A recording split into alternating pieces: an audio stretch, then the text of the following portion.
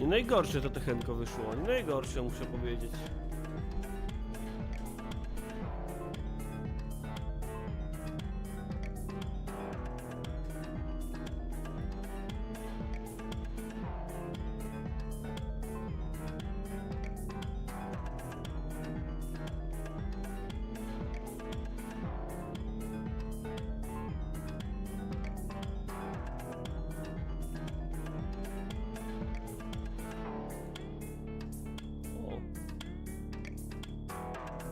O.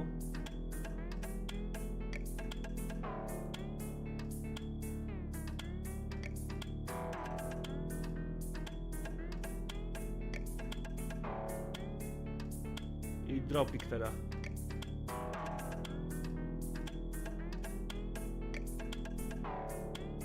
Jeszcze nie, czekaj. O.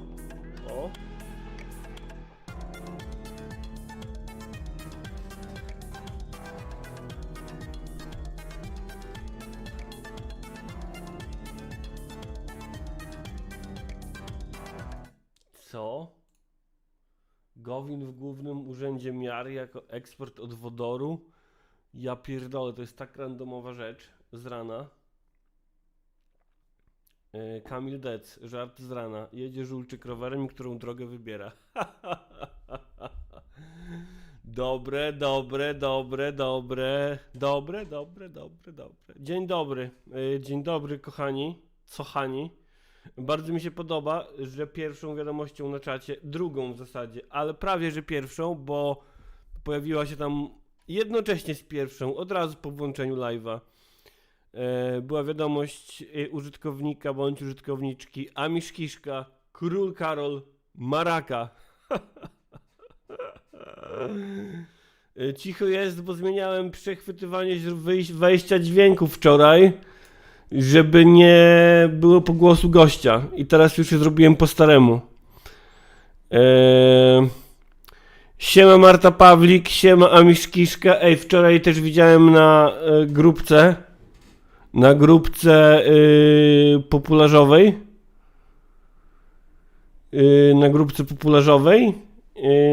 Że ktoś wrzucił info, że Król Karol Maraka z komentarzem XD.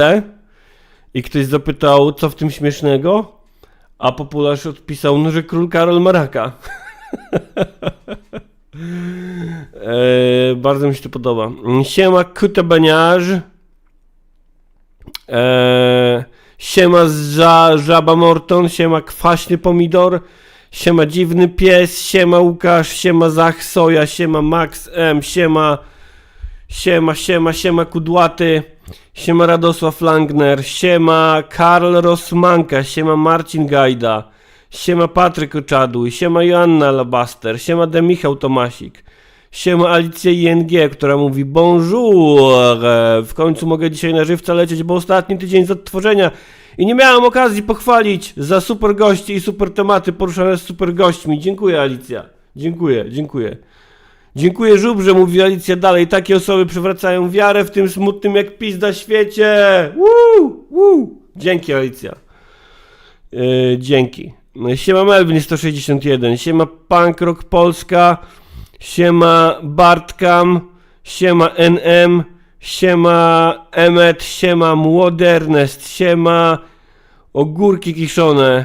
Siema Ogórki Kiszone mówi: witam autora komiksu Gilotna tylko czułość. Przypominam, że aby zostać czytelnikiem komiksu Gilotna tylko czułość, wystarczy wspierać opiniotwórczy program o charakterze egalitarnym na platformie Patreon, na platformie Patronite. Linki pojawiają wam się na ekranie, bądź bezpośrednio na YouTubie.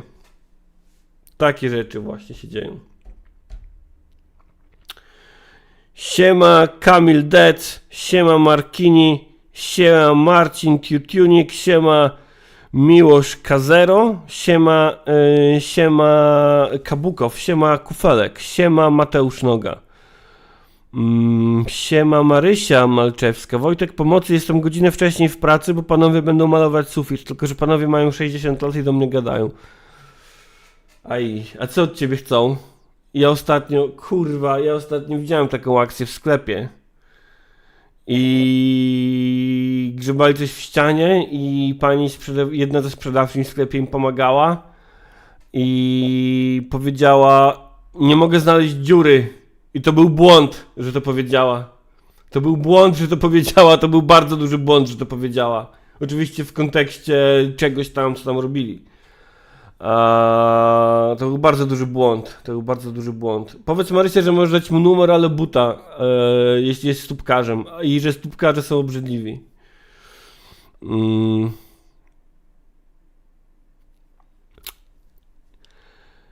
Siema Armisael, siema Rafał Lenart. Siema.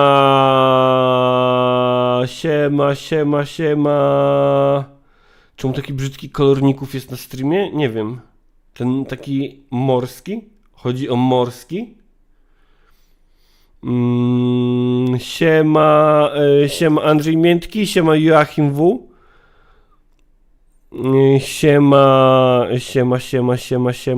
Siema Reptylian. Melvin 161, czekasz 1 000 000 lat na lukratywną robotę i jak już ją dostajesz, to dostajesz też raka. No, coś za coś. Życie wciąż zaskakuje mnie. Michał Tomasik, Datswood 600, Roller, witam serdecznie. Roller. Właśnie, Marysia, zapytaj, czy mają związek zawodowy. U związków ich. Siema Michał Dzit. Siema Adam Kościelak, dzień dobry. Tu mBank Analizy. Czy nie boisz się, że przy 4-dniowym tygodniu pracy nie będziesz miał co ze sobą robić? Zaraz powiemy o tym więcej, bo to jest kurwa beka dobra.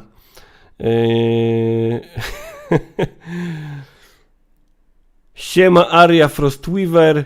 Siema Twaszkie. Jak nazywa się jak nazywa się Lodża Masonerii, której liderem jest Brzoska? Rafineria?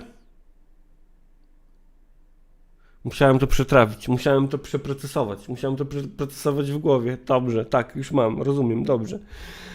Marek Błaszko też się ma po raz pierwszy na żywo i pozdrawia z Podlasia, witam na Podlasiu serdecznie. Uzwiązkowi ich. Siema Anarki Dusza, siema Jakub Sowa, siema Emet na tej ziemi, pod tym niebem życie nasze toczy się. Siema Kimer. Słuchajcie, wiesz co Marysia jeszcze możesz powiedzieć tym chłopom, co malują sufit? Czy prezydentami chcą zostać? Siema Wojtek Wernicki. Lipki boją się 4-dniowego tygodnia pracy, bo to dodatkowy dzień, który musieliby spędzić z rodziną. Siema zapytaj Marysia, siema, czy chcą być prezydentami. Każdy chce być prezydentem teraz. Każdy chce być prezydentem, panie Paździoch, ale robić to nie ma komu. Nie ma komu. Twaszki, czy będzie dedykowany dzisiaj segment dla mężczyzn? No myślę, że w ramach parytetu musiałby być, no nie? W ramach parytetu, w związku z tym, że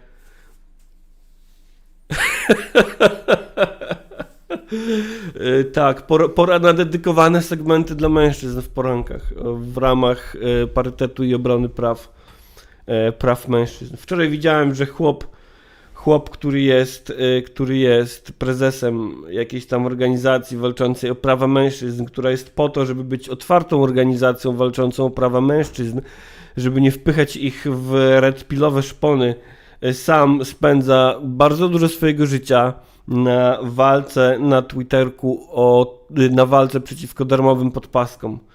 Dosłownie, gdyby faceci nie srali, to nie byłoby darmowej sraj taśmy w kiblach, no nie? Kurwa. I najlepsze jest to, że chłop, o którym mówię, jest autorem, który pisze w krytyce politycznej o nowych technologiach. Kurwa. Marysia, jak ci farba zaleje sufit, znaczy biurko, to przynajmniej nie będą ci truli dupy gadaniem pierdół, tylko będą musieli wziąć na siebie winę za zalanie ci biurka. Adam Kościelak to nie jedyny tej Habika, właśnie on się Habik nazywa. Uważa też, że w Polsce faceci utrzymują gówno socjalizm dla kobiet i kobiety są winne wygranym PiS-u. Tak, widziałem też, że ma tejki o tym, że pewne rzeczy trzeba zostawić polityce lokalnej i jak wprowadzane są strefy wolne od LGBT, na przykład, no to on ma to w piździe. W sensie cytat, nie mam z tym problemu. Nie, Marysia, jak ujebią, to oni będą sprzątać. Roller, Rafciu Śpiewak, chyba Jan Śpiewak. U Mestosława mówi o alkoholu. No to dobrze, niech mówi. Jak Jan Śpiewak mówi o alkoholu, to bardzo dobrze akurat. Tważkie, w Krypolu trzeba zostawić wydawnictwo, resztę można zaorać, nikt nie będzie tęsknić. Niech tylko przedrukowują. Niech cały ich portal składa się z tłumaczeń Żiżka. Tak wiem, Żiżek transfobia, bardziej boomerstwo, ale okej, boomerska transfobia, jasne, wielki zawód. Natomiast jak akurat nie zajmuje się transpłciowością, no to Żiżek ma bardzo dużo pożytecznych tejków. Salem Nights. Panie Żubr, tak się za live'em z rana będąc w rozjeździe stęskniłem, że zeszłej nocy specjalnie trzeźwy byłem, by móc rano przyjść. Bardzo doceniam, dziękuję. Tak, walka o prawa mężczyzn trwa, Żyżek transfob, nie wiedziałem. No, coś tam było generalnie w kontekście kibli, no nie, w kontekście kibli publicznych. Nie była to jakaś taka transfobia, umówmy się, znaczy, no kim ja jestem, żeby oceniać, czy transfobia jest hardkorowa, czy nie, no nie. Ale wydaje mi się, że da się to zwalić na boomerstwo, no nie. No ma chłop swoje lata, no. Wiecie, Ikonowicz też podpada transpłciowym i generalnie nieheteronormatywnym osobom. A jestem zdania, że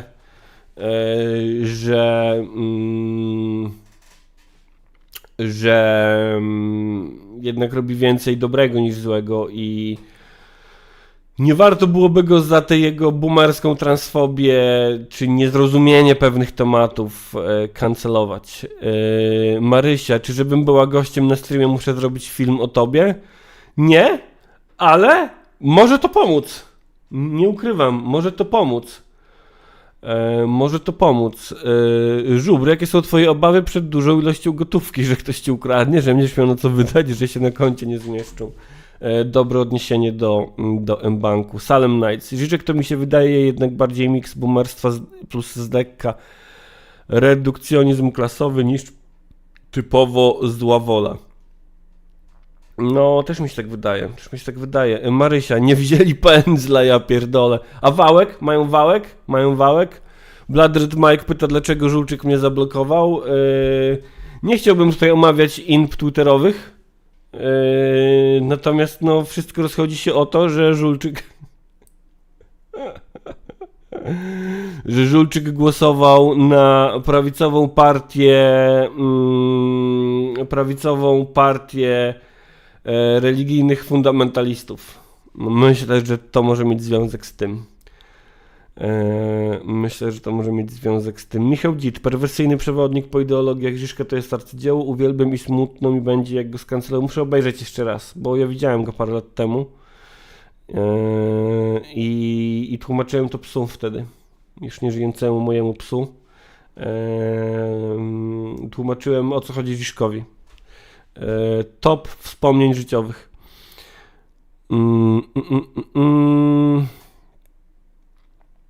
Alma Armas nie była hardkorową transfobią, oceniam, bo jestem trans.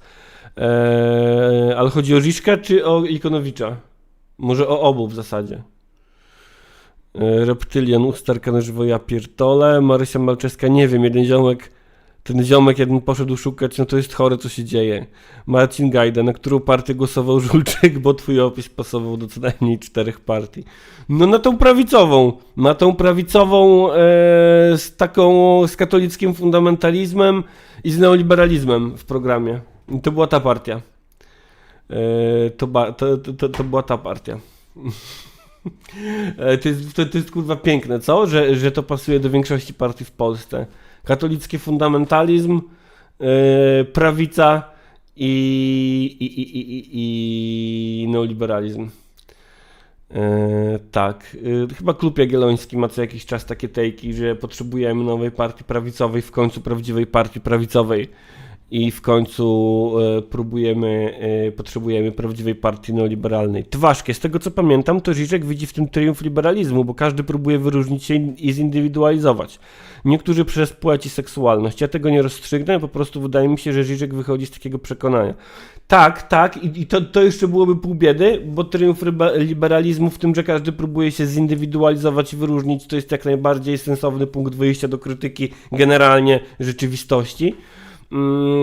Natomiast tam pamiętam, że w jakimś wywiadzie chodziło o bardziej konkretne, siema Paweł Sieczkowski, o bardziej konkretne kwestie, właśnie jakieś takie ze wspólnymi przestrzeniami, z kiblami i tak dalej, no nie? Siema Quick Chaos. Marysia mówi, że oni nie mają farby? Ja pierdolę, wow. Nie mają kartonu do wylewania farby, okej, nie mają tego. To się nazywa kuwetki nie mają, dobra. Adam Kościelek zacznie udawać Žižka. Wiesz co, Adam? Nie mogę, bo kiedyś to zrobię spontanicznie, ale teraz nie mogę tak na zawołanie. Zwłaszcza, że mam w pamięci, jak ty udajesz teksański akcent i to jest kurwa piękne. Ja chcę, żebyś nagrał ten film. Nagraj film po angielsku, udając Teksańczyka. Cały film, błagam cię o to. Błagam. Czy widziałem Poor Things? Nie. U mnie w mieście, w kinie być może nie pojawi się Poor Things. Widziałem, że... O kurwa, który dzisiaj ty? Bo 6. Pojutrze jest KOS, muszę kupić bilet na KOS-a. I to jest jedyny dzień, gdzie będzie KOS w moim mieście grany. I to będzie jakiś w ogóle specjalny, jedyny pokaz. To będzie jakiś specjalny, jedyny pokaz.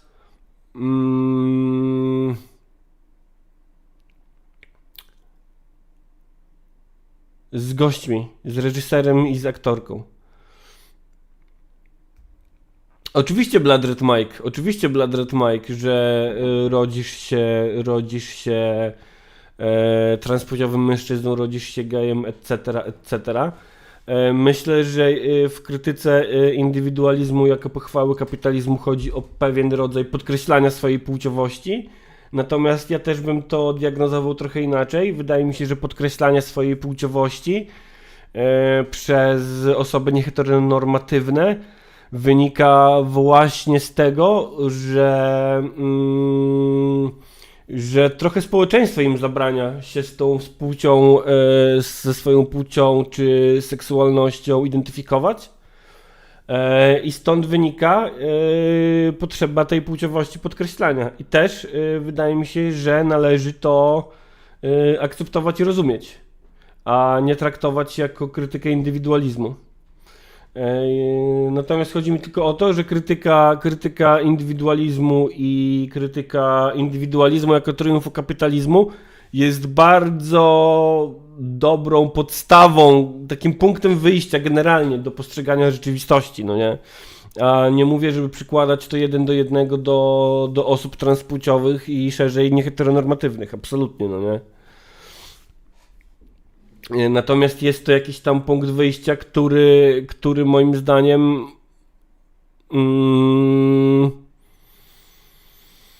sam w sobie ma ma rację bytu, tego typu punkt wyjścia, no nie? Jak na przykład, i znowu, przykład Janka Śpiewaka. Ja wielokrotnie o tym powtarzam, że jak Janek Śpiewak krytykuje sex work i krytykuje, że Jank Leosia powiększyła sobie cycki, to ma bardzo dobry punkt wyjścia, bo właśnie wychodzi od tego kapitalistycznej presji na wygląd i na indywidualizm, ale zamiast krytykować kapitalizm i patriarchat, który powoduje, że kobiety mają presję zewnętrzną na to, żeby powiększać sobie cycki, to zamiast tego on skupia się na Young Leosi, bo powiększyła sobie cycki jak śmiała. Jak śmiała. No nie, wtedy to jest mizoginia, no nie? Wtedy to jest mizoginia. A nie krytyka, racjonalna krytyka systemu. Tak bym to postrzegał. Tak bym to postrzegał. Tak bym postrzegał właśnie krytykę kapitalizmu jako tego systemu, który narzuca na ciebie presję, żebyś był tym wybitnym indywiduum i żebyś się określał przez jakiś taki indywidualny rys. Michał Krzystanek, jakie odloty tożsamościowe macie tutaj? Rozwiń Michał, jakie odloty tożsamościowe. Jestem ciekaw. Nadrobię sobie czata, bo tutaj nie chciałbym w tym temacie przegapić, co macie do powiedzenia. Tak, Bloodred Mike, rodzisz się gejem albo transpłciowym mężczyzną, nie masz na to wpływu, możesz to tylko zrozumieć. No właśnie, i generalnie i żyjesz w społeczeństwie, które ci na to nie pozwala. Więc wydaje mi się, że stąd jest potrzeba podkreślania i takiego bardziej intensywnego performowania swojej seksualności czy płciowości, właśnie z tego, że żyjesz w otoczeniu, które nie sprzyja twojej tożsamości. I że w tym wypadku wcale nie jest to kwestia zwycięstwa kapitalizmu. W tym konkretnym wypadku. Karl Rosmanka, Kruci, spadło mi wiadro z woskiem na głowę. Czy ty też masz malarzy w pomieszczeniu, w którym się znajdujesz? Czy woskowników?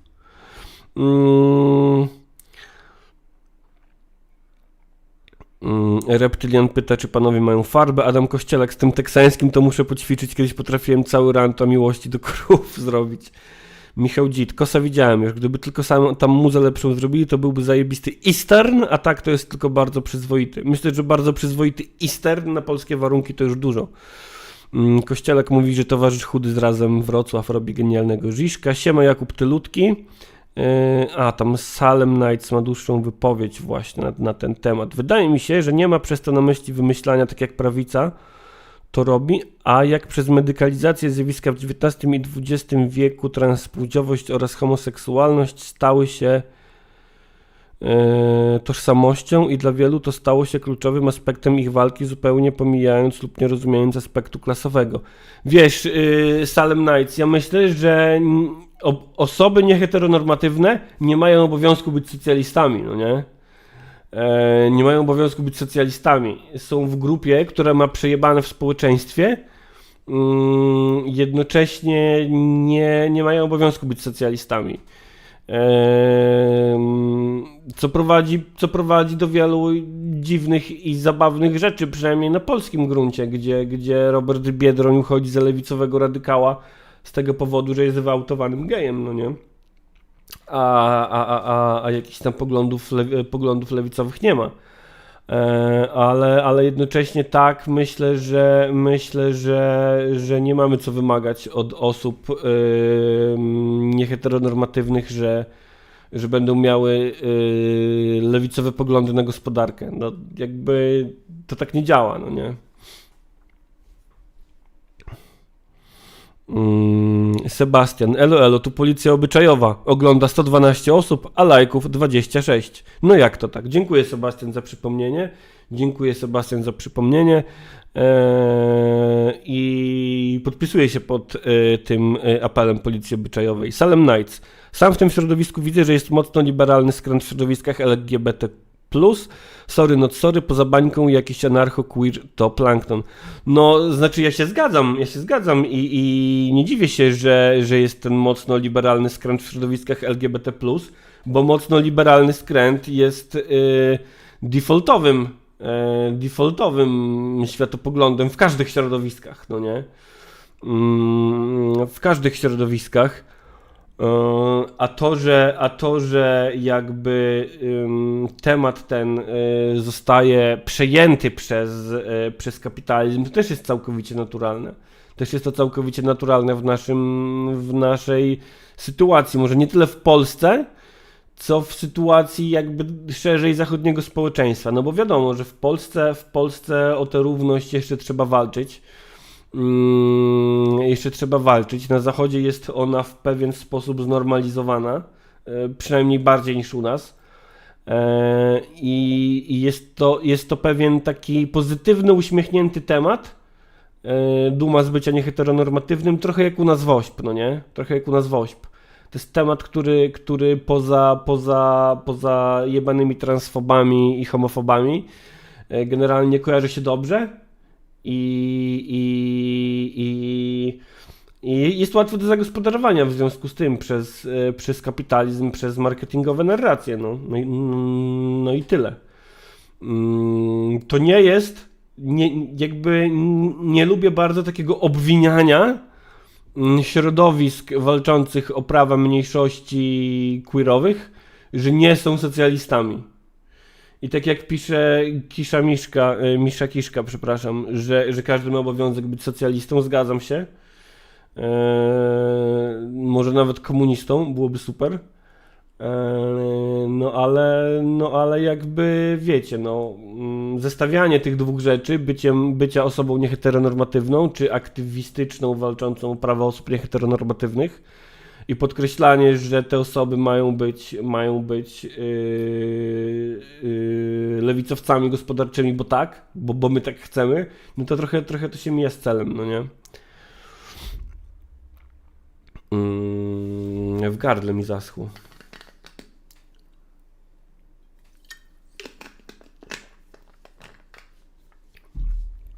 W gardle mi zaschło.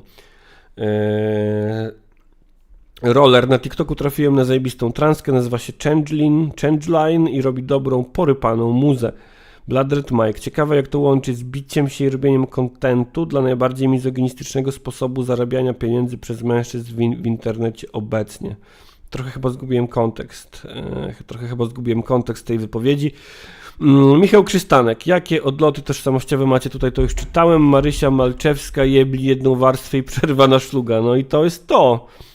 Tak się właśnie powinno pracować, dopóki przynajmniej mamy 5-dniowy tydzień pracy. Adam Kościelak. Właśnie Żyżyk mówi raczej ogólnikowo i tym się jakoś broni. No i tym, że zaorał Petersona. Michał Krzystanek. Może po prostu zlikwidować kible? To co, kobiety nie mogą srać tam, gdzie mężczyźni?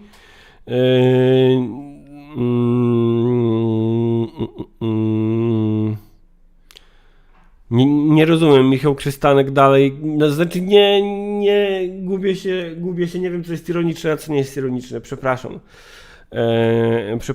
Twaszkie, ale jak lewe skrzydło suwerennej Polski ma sensownie krytykować patriarchat i Lipków, Awatar DM, brakuje marksistowskiej teorii, żeby zrozumieć materialne warunki jednostki i wpychające ją w dane zachowanie. Adam Kościelak, w ogóle ciekawe, czy Jakub Habik uważa, że pisuary w męskich kiblach to dyskryminacja kobiet? Bez kitu, no. Bez kitu. Salem Nights, nie mogą tam srać, bo jak powszechnie wiadomo, kobiety nie srają, celne. Michał Krzystanek, z gejem to się staje, że bardziej tak jak z oliwkami. Najpierw nie lubisz, potem spróbujesz i ci smakuje i nigdy nie wiesz, dopóki nie próbujesz seksu z mężczyzną. Nie wiem, czy to tak działa. Myślę, że to bardziej kwestia odkrywania swojej tożsamości niż po prostu próbowania i stawania się gejem. To jest raczej odkrywanie tego, że się nim jest, niż stawanie się nim. Anarki dusza. Lidlowe pierogi z włosami, smakuwa. Marysia, tak, wyślij mi, jak zaznaczyli, gdzie malować. Sufit. To taka strzałka na ścianie z napisem sufit. Emet, żubrze, wiedziałeś, że przy rozmnażaniu przez partenogenezę rodzą się wyłącznie kobiety, co oznacza, że Jezus był trans, bo wszyscy zwracają się do niego jak do mężczyzny. Ciekawe, co na to Watykan. Karl Rosmanka, Wojtku, nie mam malarzy, mam w szafie rzeczy do robienia świec, okej.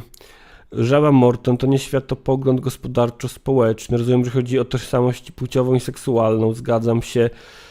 Rozbójnik Rumcajs, ja mam w tym sezonie 4-dniowy tydzień pracy, jest cudownie, no ale wypłata mniejsza, bo to jednak Januszek. Marcin Gajda.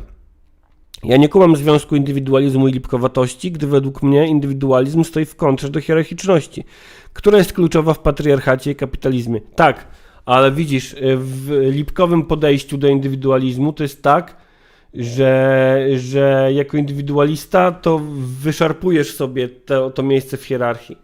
To jest trochę tak jak Kuba Wojewódzki, któremu do dzisiaj wydaje się, że on jest punkiem. No nie. W ogóle jak pracujecie w korpo, czy właśnie w jakiejś takiej hierarchicznej strukturze, no ale już powiedzmy, że w korpo dla uproszczenia, to wystrzegajcie się przede wszystkim chłopa na kierowniczym stanowisku, któremu wydaje się, że jest pankiem. Jak chłopu na kierowniczym stanowisku w korporacji wydaje się, że jest pankiem, to jest najgorsza rzecz, kurwa, na świecie, na jaką możecie trafić. I spierdalajcie stamtąd, bo to jest chłop, który łączy koniunkturalizm i oportunizm z tym, że wydaje mu się, że on jest, kurwa, wyjątkowy. Pankiem i buntownikiem jesteś w momencie, kiedy uświadamiasz sobie, że jesteś tłumem. Jeśli wydaje ci się, że jesteś punkiem i jesteś na kierowniczym stanowisku, to musisz zrezygnować z jednej z tych rzeczy, kurwa. Musisz zrezygnować z jednej z tych rzeczy, przykro mi. Dla dobra ogółu po prostu. Dla dobra ogółu musisz to zrobić. Ja kiedyś znałem, co prawda nie w warunkach pracy, ale w warunkach takich knajpiano-barowych. Jak pracowałem za barem, to znałem chłopa, który był dyrektorem w agencjach reklamowych, dyrektorem działów produkcji z reguły i był kilkudziesięcioletnim harlejowcem. No nie przepadaliśmy za sobą, a na pewno ja nie przepadałem za nim.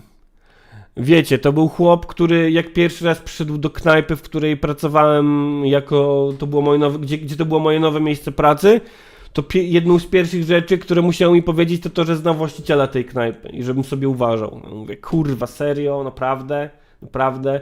Więc tak, jak będziecie na kierowniczych stanowiskach, to nie bądźcie panczurami, rockersami, wypierdolcie glany do kosza, przestańcie udawać, kurwa, kogoś, kim nie jesteście. Wasza młodość nie wróci, przykro mi.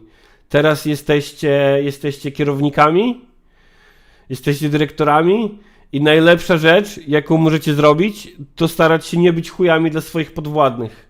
A najgorsza rzecz, jaką możecie w tym momencie zrobić, to pielęgnowanie swojego udawanego buntu, który jest tylko tęsknotą za latami waszej młodości. Czy kombojem można być jako 40-latek? Można, o ile nie jest się na kierowniczym stanowisku. Jak jesteś na kierowniczym stanowisku, jesteś kombojem, no to kurwa przykro mi bardzo, ale nie mam dobrych wieści. Marysia, ja przynajmniej nie wyjebałem o sobie na jej pierwszej zmianie. Marysia, to były inne czasy, okej? To były inne czasy, okej?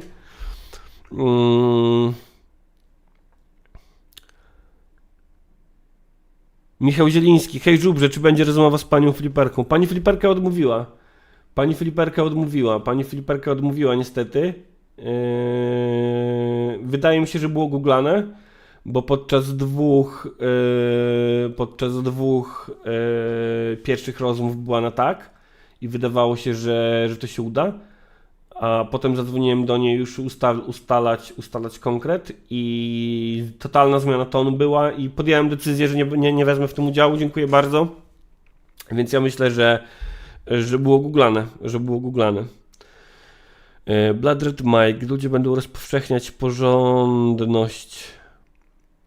Gdy ludzie będą powszechnie pożądać lewicowych radykałów do rządzenia państwem, to będzie już za późno.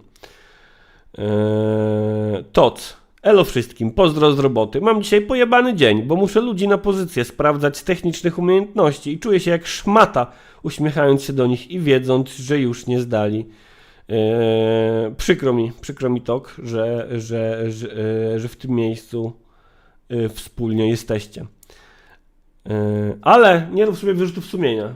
Jakby wiecie, to też nie jest tak, że że musimy i powinniśmy się biczować z powodu miejsca, w które rzuca nas późny kapitalizm. Mhm.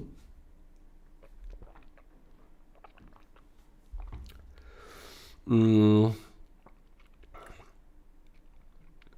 Krzysztof Wójczak, dzień dobry. Czy dziś pozytywny przekaz? No, słuchaj, myślę, że tak. Myślę, że pozytywnym przekazem jest to, że jest 8:36, 6 lutego we wtorek, a ja jeszcze nie doszedłem. Siema Akira, dzięki za suba. A ja jeszcze nie dotarłem do żadnego tematu, który chciałbym dziś poruszyć, więc to jest pozytywny przekaz, bo zawsze mam stres, że mi nie starczy. Że mi nie starczy tematów. I że będzie niezręcznie, a będzie bardzo zręcznie dzisiaj, myślę. Bladred Mike. Jeśli chodzi o liberalny skręt w ruchu LGBT, to uważam, że podstawowym problemem było bratanie się z wielkimi korporacjami. Widzę case Parady Równości.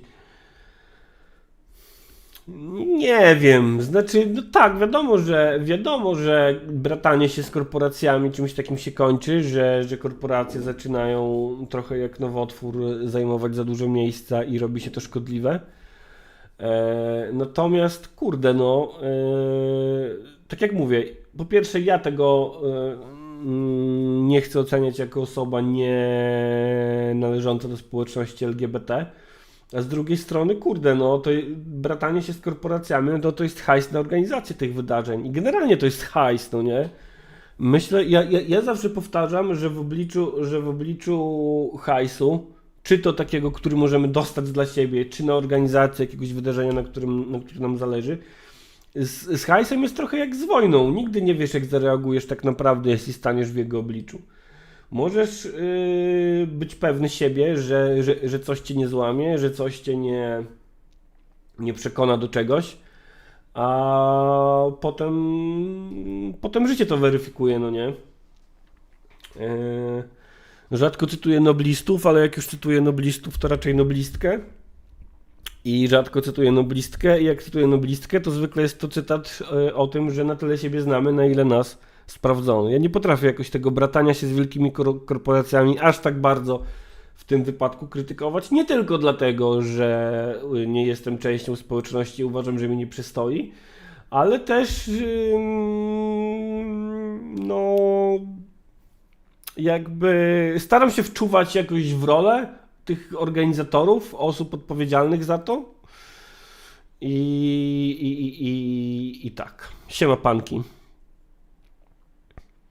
Anarki dusza, wyzwanie. Wymień 10 światopoglądów polskich partii politycznych. Katolicki konserwatyzm.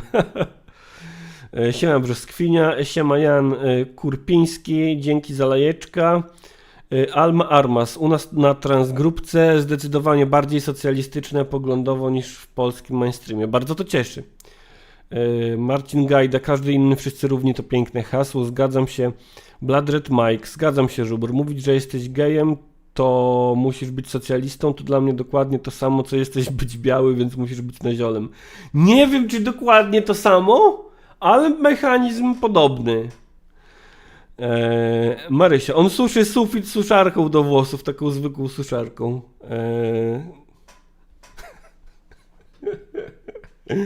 Słuchaj, może po prostu byli niedrodzy, ale przynajmniej jako tako.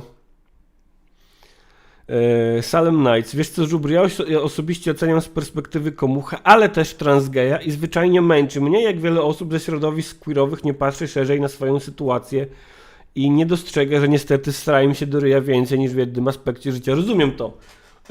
Pewnie gdybym sam był osobą queerową, też by mnie to wkurwiało.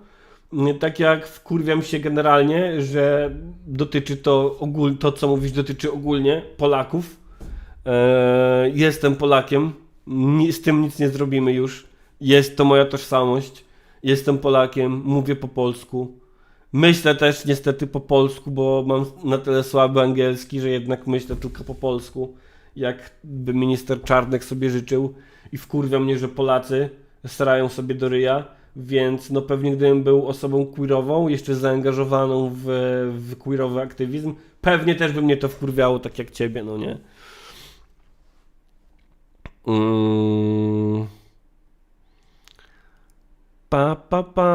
Michał Krzystanek, to jak nie są lewicowcami, to trzeba im dać spokój. Dlaczego lewica tyle im uwagi poświęca? No bo widzisz, Michał Krzystanek, ja myślę, że właśnie dobrze byłoby, żeby lewica poświęcała uwagę mniejszościom, dyskryminowanym, niezależnie od tego, jakie mają poglądy. Myślę, że od tego właśnie trochę jest lewica, no nie? Tak. Przynajmniej w moim serduszku tak jest. A Miszkiszka, słyszeliście o tym, że Mona Lisa się oblała zupą? Tak, tak. Wydaje mi się, że temat a propos nomen omen się przejadł na tyle, że nawet nie było jakiejś wielkiej inby o to tym razem. Trochę była, ale taka no nie. Generalnie ludzie tak bardzo mają w piździe katastrofę klimatyczną, że mają już w piździe nawet oblewanie obrazów w ramach walki z katastrofą klimatyczną. Wyjebane. Michał Dzit, jak już przy osobach trans jesteśmy, to Philosophy Tube niedługo puszcza nowy film. Muszę sobie ponadrabiać Philosophy Tube i tą drugą panią z YouTube'a. Jak ona się nazywa? ContraPoints. Bo czasem oglądam nieregularnie nawrywki i to zawsze są kurwa sztosy.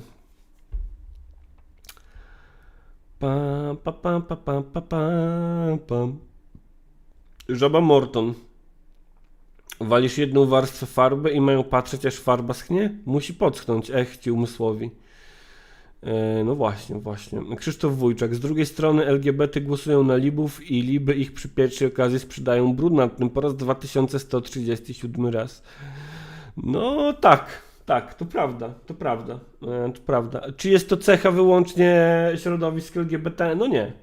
Myślę, że to jest cecha polska generalnie. Głosowanie na ludzi, którzy sprzedają was brunatnym. No wiadomo, że w kwestii środowisk LGBT to wygląda trochę inaczej i mocniej, i barwniej. Ale tak, no. Dobrze mówisz, Zbychu, taka jest mądra, niech sama pomaluje sufit. Salem Nights, Krzysztof Wójczak to już swoją drogą. Imagine dalej simpić do Tuska po tylu latach obiecania, że się zajmiemy związkami partnerskimi, a potem znowu pierdolenia, że społeczeństwo nie gotowe. No tak.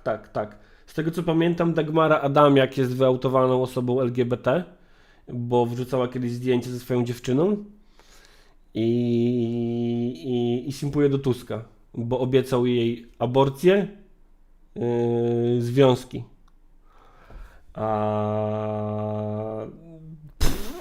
To się nie wydarzy. Bo Jakub Żulczyk głosował na trzecią drogę. Także podziękujcie pisarzowi i tym wszystkim innym, którzy będąc oświeconymi, antykościelnymi, antypisowskimi, wielkomiejskimi bojownikami o wolność głosowali na trzecią drogę. Panki pyta, kim jest Dagmara Adamiak. Dagmara Adamiak jest aktywistką i prawniczką, która no bardzo mocno propsowała w swojej jej publicznej działalności Donalda Tuska, naganiała ludzi na te jego marsze, etc. Siema Gosia. Adam Kościelak, ale Dagmara to robi, bo widzi w tym interes polityczny, miejsce do Rady Miasta na liście KO będzie, a to chociaż tyle, bo pamiętam, że też była trochę inba o to, że nie wzięli ją na listy do parlamentu.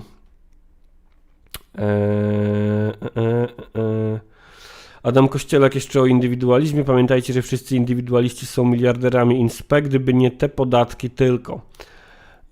Jest fajny wywiad w gazecie z badaczką męskości, która mówi o tych męskich hierarchiach.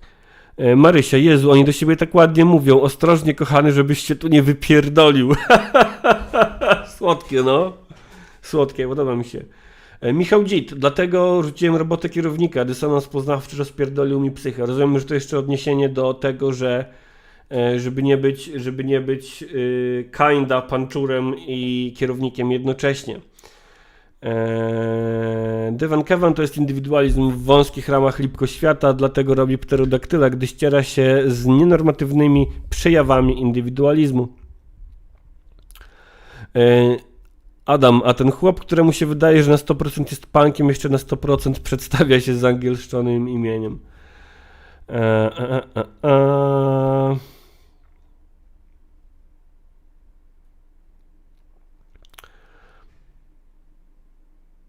Marcin Gajda, jeśli musisz wyszarpywać swoje miejsce w hierarchii, to nie jesteś indywidualistą? Pewnie tak. Michał Dzit, stary chłop na motorze, to jest czerwona flaga? Pewnie tak. Aczkolwiek ja się nie zdziwię, jak na starość zapragnę mieć motor, ale no, znaczy nie jest tak, to nie jest tak, żebym pragnął teraz, no nie? To myślę, że to jest coś, co może się wydarzyć. Żeby mieć motor i wyjechać w pizdu, kurwa, ale może się nie wydarzy.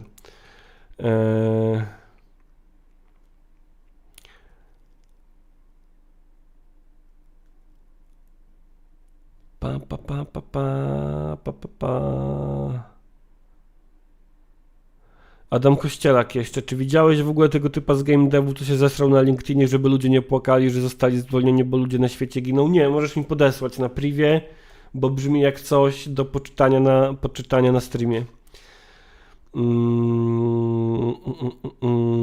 A potem się okazało, że był bombującą szmatą. Aha.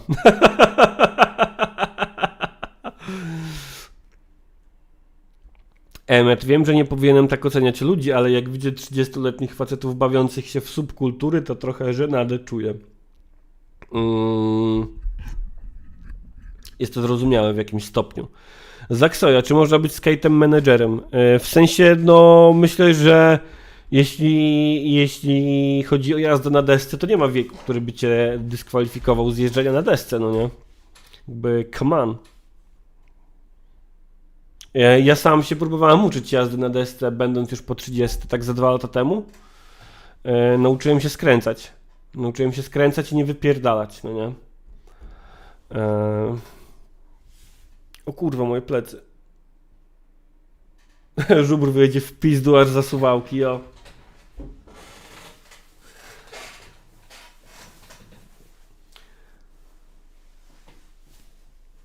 Avatar DM, nie rozumiem, czemu wyszarpywanie swojego jest sprzeczne z indywidualizmem. Moim zdaniem jest jego kwintesencją. Zależy, bo myślę, że takie wyszarpywanie swojego jest też połączone bardzo często z takim libertariańskim. Bardzo łatwo wpaść w takie libertariańskie patrzenie nie dalej niż czubek własnego nosa, no nie? Roller, Wojtek, dla takich starych dziadów jak my to polecam longboard. Akurat nie było longboarda pod ręką. Wtedy.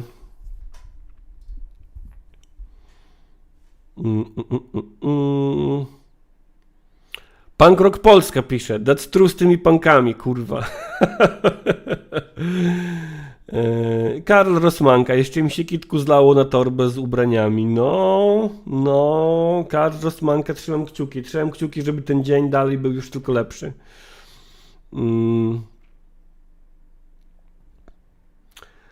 Kufelek, kiedyś znałem jednego punka, a nawet króla punków w gminie 8000 mieszkańców, skończył w konfie na liście do Sejmu. No, to jest też niebezpieczeństwo jakiegoś takiego buntu, no nie? Że jak za bardzo zaczynasz przykładać wagę do bycia buntownikiem, to właśnie bardzo łatwo wpaść w taki indywidualizm libertariański, no nie?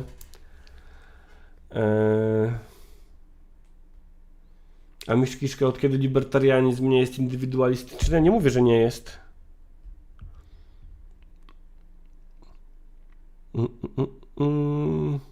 Michał Dzit, w sumie moim najgorszym szefem to był 45-letni metalowiec. Tym wpuszczał się co rano Rollin' Limp Bizkit. No właśnie.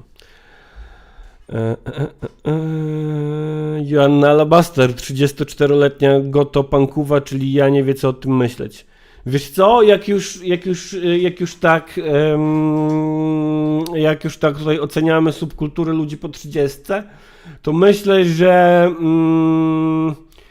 ten rys gotycki tutaj trochę sprawia, że być może, oczywiście nie mówię, że w twoim wypadku tak jest, nie wiem jak jest w twoim wypadku, mówię to jakby w oderwaniu od konkretnej osoby, ale ten rys gotycki pozwala sądzić, że tutaj być może nie ma właśnie tej takiej spiny na to, żeby koniecznie być tym potężnym buntownikiem jak z Fight Clubu.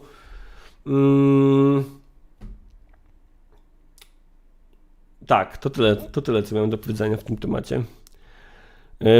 Właśnie, jeśli twój przełożony, siema Staszek Michał, jeśli twój przełożony uważa się za punka, jest starym chłopem, który zakłada koszulę do pracy, uważa się przy okazji za punka, to zapytaj go o ulubione filmy. Kurwa, myślę, że będzie bingo, no nie? Myślę, że będzie bingo. Siema Kajko. Devan Kevan, starzy milenialsi potrzebują nowych tożsamości, adekwatnych do ich wieku.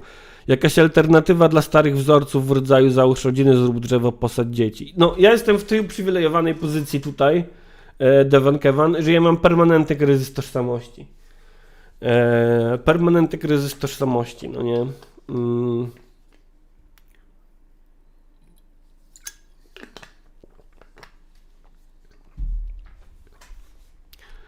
Tak, Emmet, będzie Fight Club i lub Tarantino i lub Kurosawa. I nieironiczne oglądanie starych westernów. Nie da się, jak ktoś ogląda stare westerny nieironicznie, ja w ciągu ostatnich miesięcy stałem się fanem westernów. Stare westerny ogląda się ironicznie. Z jakąkolwiek dozą ironii. Nie da się ich oglądać dosłownie.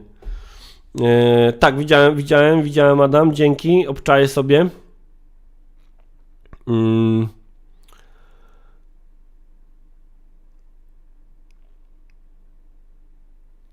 Michał Dzit 20 minut temu pytał, za jaki donate zaśpiewam barkę. No wiadomo za jaki.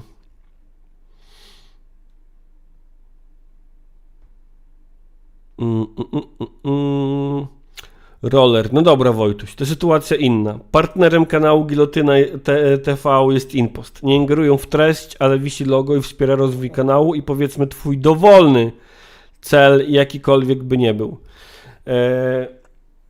Ciekawe pytanie, Roller. Rozumiem, że to odnośnie tego, że na tyle siebie znamy, na ile nas sprawdzono. I jedyna normalna jedyna odpowiedź w ogóle, jakiej mogę udzielić na to pytanie, to nie wiem. Jeszcze jak mówisz mi, że nie byłoby ingerencji w treść i wisiałoby po prostu logo, nie wiem za ile i jaka by to była kwota. To jest pytanie, na które dałoby się odpowiedzieć wyłącznie, gdybym w tej sytuacji stanął, no nie? Aczkolwiek jest ona też na tyle abstrakcyjna, że jakby wiemy, że to się nigdy nie wydarzy.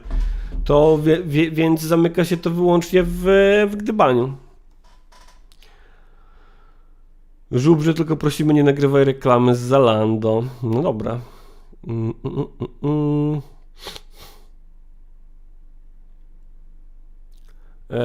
Te filmy Kurosawy to ja chyba trochę dodałem przez swoje własne przeżycia. Więc może nie mam tutaj racji.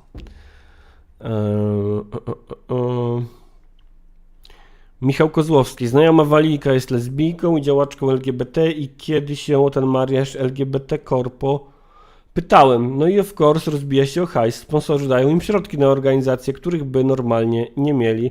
Też myślę, że w Walii jest to trochę inna kwestia, bo społeczeństwo w UK jest w zupełnie innym miejscu, jeśli chodzi o tolerancję i o homofobię, no nie?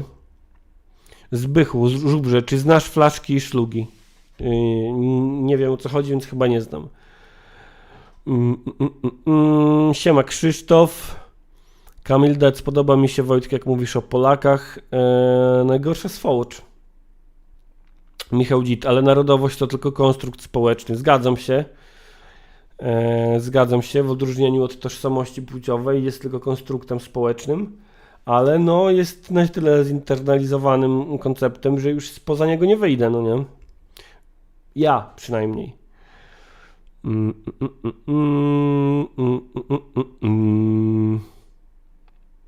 Marcin Gajda, rolą lewicy jest poświęcanie uwagi słabszym, nawet jeśli ci słabszy nie czują, że potrzebują pomocy. Patrz, pracownicy zarabiający najniższą i płaczący o wysokie podatki. Panki, jeśli protest klimatyczny chce zrobić coś mocnego, co nie przejdzie bez echa, to muszą podnieść podatek dochodowy o 1%. Ale protest klimatyczny nie podniesie podatku przecież. Kudłaty. Pan kiedyś stanął nad brzegiem, szukał ludzi gotowych pójść za nim, by łowić serca słów Bożych prawdą. O Panie, to Ty na mnie spojrzałeś, Twoje usta dziś wyrzekły me imię. Swoją barkę pozostawiam na brzegu, razem z Tobą nowy zacznę dziś łów. Jestem ubogim człowiekiem, siema Gosia. Moim skarbem są ręce gotowe do pracy z Tobą i czyste serce. O Panie, to Ty na mnie spojrzałeś, Twoje usta dziś wyrzekły me imię. Swoją barkę pozostawiam na brzegu, razem z Tobą nowy zacznę dziś łów.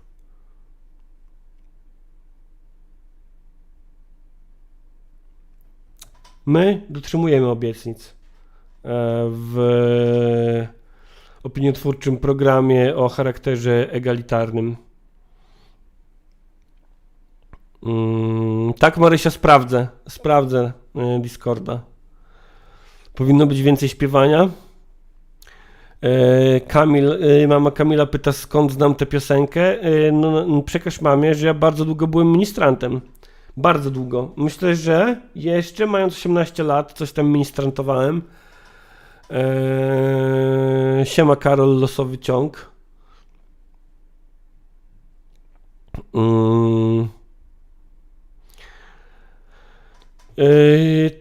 Tak, byłem bardzo długo ministrantem, byłem lektorem, czytałem Słowo Boże, czytałem...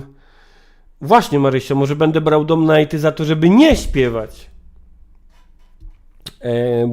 Czytałem Słowo Boże, byłem lektorem, czytałem też psalmy, nie odważyłem się, żeby śpiewać psalmy, chociaż namawiano mnie do tego, ale może to lepiej. Może by mi się spodobało za bardzo takie śpiewańsko, więc generalnie była taka jakaś niepisana zasada, że jak jest jakaś taka mniejsza msza, jest mało ludzi, to można psalm czytać zamiast śpiewania. I zdarzało mi się też czytać psalmy. Kurde, Żubu, czy ty jesteś jakimś moim zaginionym klonem, pyta Roller. Jesteśmy w podobnym wieku, byłeś ministrantem, miałeś dready, jeszcze nie powiedz, że też na perkusji grałeś. No grałem, słuchaj, grałem. Ale nie chciało mi się ćwiczyć. Marysia, 12 ziko, żebym już nie śpiewał, wrzuciła. Ale awatar wrzucił 10, żebym śpiewał. Czekajcie, przede wszystkim muszę...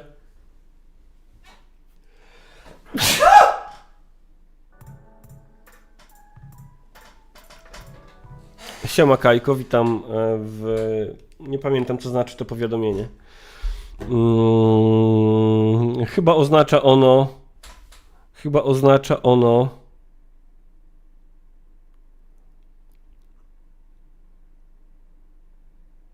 Suba. Chyba oznacza ono suba. Tak mi się wydaje. Wyklęty powstań ludu ziemi, powstańcie, których dręczy głód. Ale ja nie znam słów dalej, wiecie? Nie znam słów. Proszę Wojtku, kochany, nie śpiewaj Józku. Dobra. Eee, Dobrze, słuchajcie. Pytacie mnie w listach, co sądzę o tym, że wszyscy chcą być prezydentami. Dorota Gawryluk chce być prezydentką, a w zasadzie bardziej...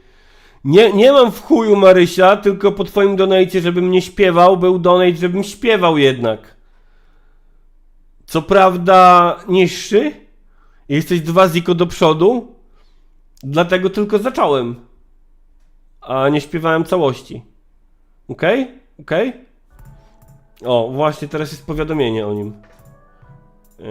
Nawet pod melodię dźwięku powiadomienia. Wiesz, Adam, że nie potrafię, nie znam tej piosenki i słyszałem ją raz, tą z dźwigiem, jak się nazywa ten koleś, ten polski dźwig, nawet ja nie jestem w tym lore za bardzo, wiesz, nie jestem w tym lore za bardzo. O, Zaksoja pyta, za ile Olek, o, to jest bardzo dobre pytanie. Myślę, że Olek to jest Matebo, właśnie, chciałem powiedzieć Mokebe. Michał rzuca hajsem, żebym śpiewał. Słuchajcie, no widzę, że tutaj zaraz zrobi się mój nowy sposób na życie. Mój nowy sposób na życie. Śpiewanie komunistycznych pieśni za pieniądze. Zaksoja pyta, czy z tańcem? No myślę, że taniec to jest od 5 dych, kurwa. Zaczynam się wyceniać, no nie? Bo widzę, że się opyla. Widzę, że jest popyt, więc muszę... Popyt czy podaż? W każdym razie widzę, że opyla się zwiększać ceny. Emmet, chyba rozkminiłeś, jak donaty zbierać. Tak, w takim razie zakładam jutro osobny do donatów. Za ile warszawianka? Na warszawiance też się wypierdolę. Na warszawiance też się wypierdolę, no nie. Czy włoski znam? Nie, ale Bella Ciao jest wspaniałe po polsku. W wersji Michała Bajora. Pewnego ranka, gdy się zbudziłem. O Bella Ciao, Bella Ciao, Bella Ciao, Ciao, Ciao. Pewnego ranka, a gdy się zbudziłem, wróg przy granicy naszej stał. Nie pamiętam dalej. Twaszkie, dokładnie, to jest świetny przykład, ile o sobie wiemy. Wobec dużych pieniędzy skapitulował i będzie śpiewać. Słuchajcie, zastanawiam się, za ile pieniędzy będę w stanie pokazać dupę.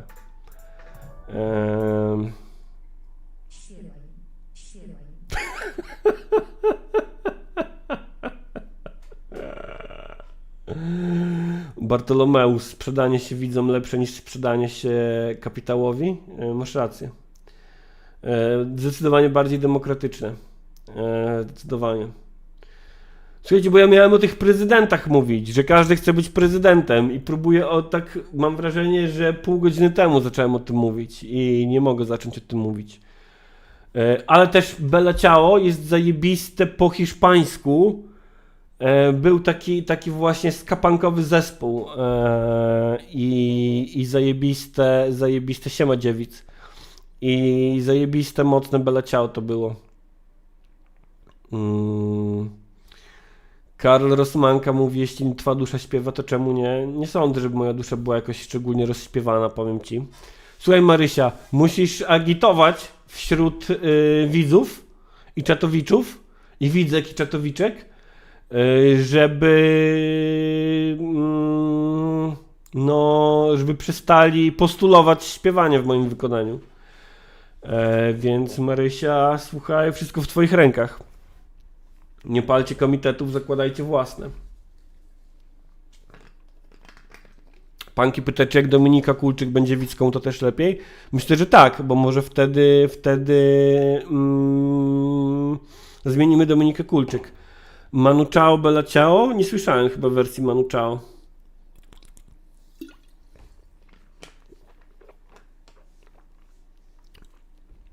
Ten skapankowy zespół ma jakąś króciutką nazwę bardzo, jakieś 2 sylaby. Kurde, ja to teraz sprawdzę zamiast kurwa zgadywać. I wam powiem i polecę. Polecę wam dobrą muzykę. Raczej nie puszczę jej na streamie, bo i tak mi demonetyzuje wszystko włącznie z ostatnim filmem. Marysia Malczewska nie chce być kierownikiem czatu. Nie kierownikiem, tylko agitatorem.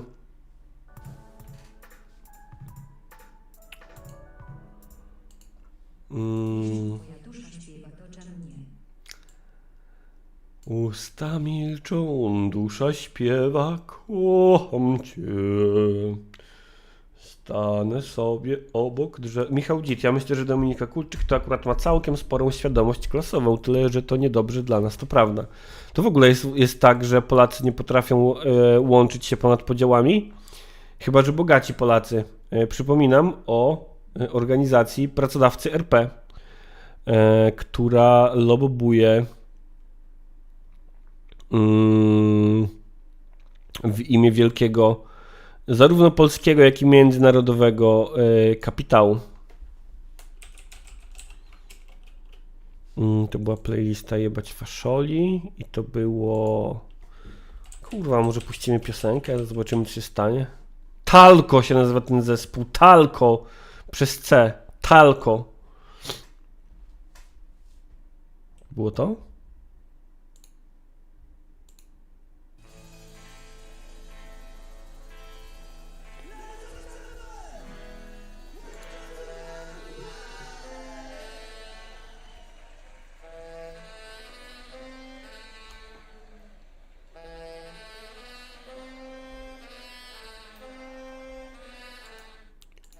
Nie powinienem tego robić, ale chuj. Mam bardzo ochotę to usłyszeć.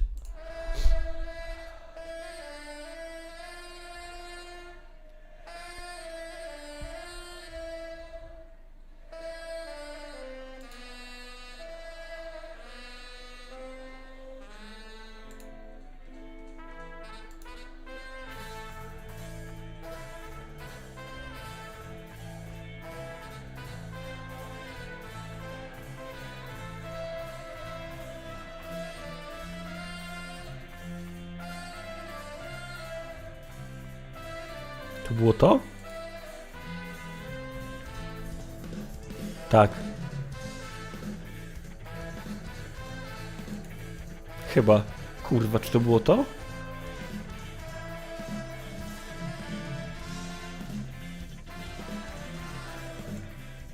Wojtek, czy będziesz robił streama rewiującego eurowizyjne piosenki? Zależy za ile.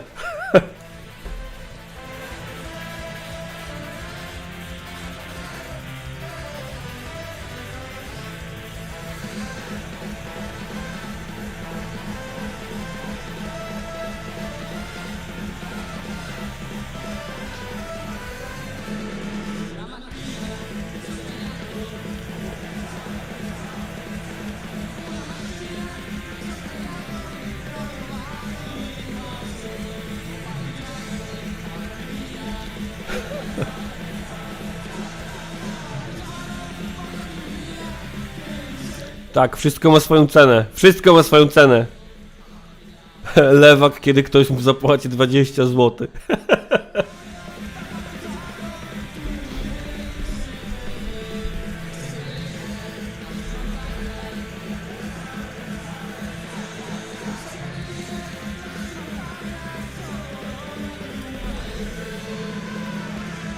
Roller, ja jestem prostym człowiekiem. Słyszę gitary i trąbki i mówię ska. Ska punk.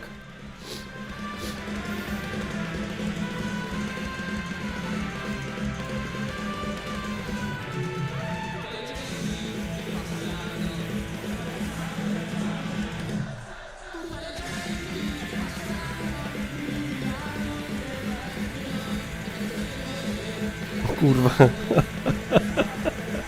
Marysia, właśnie patrzę.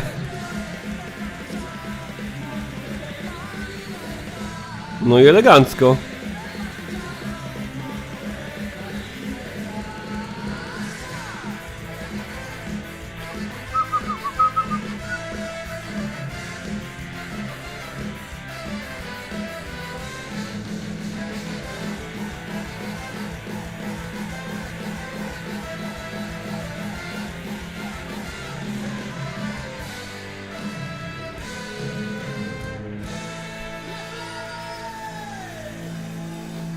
Dość.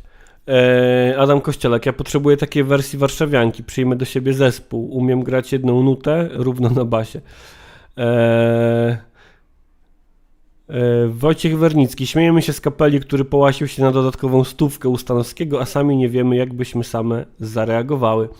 No myślę, że jednak, gdyby Stanowski dawał mi 100 przed kamerą, to jednak myślę, że w tym wypadku bym się powstrzymał.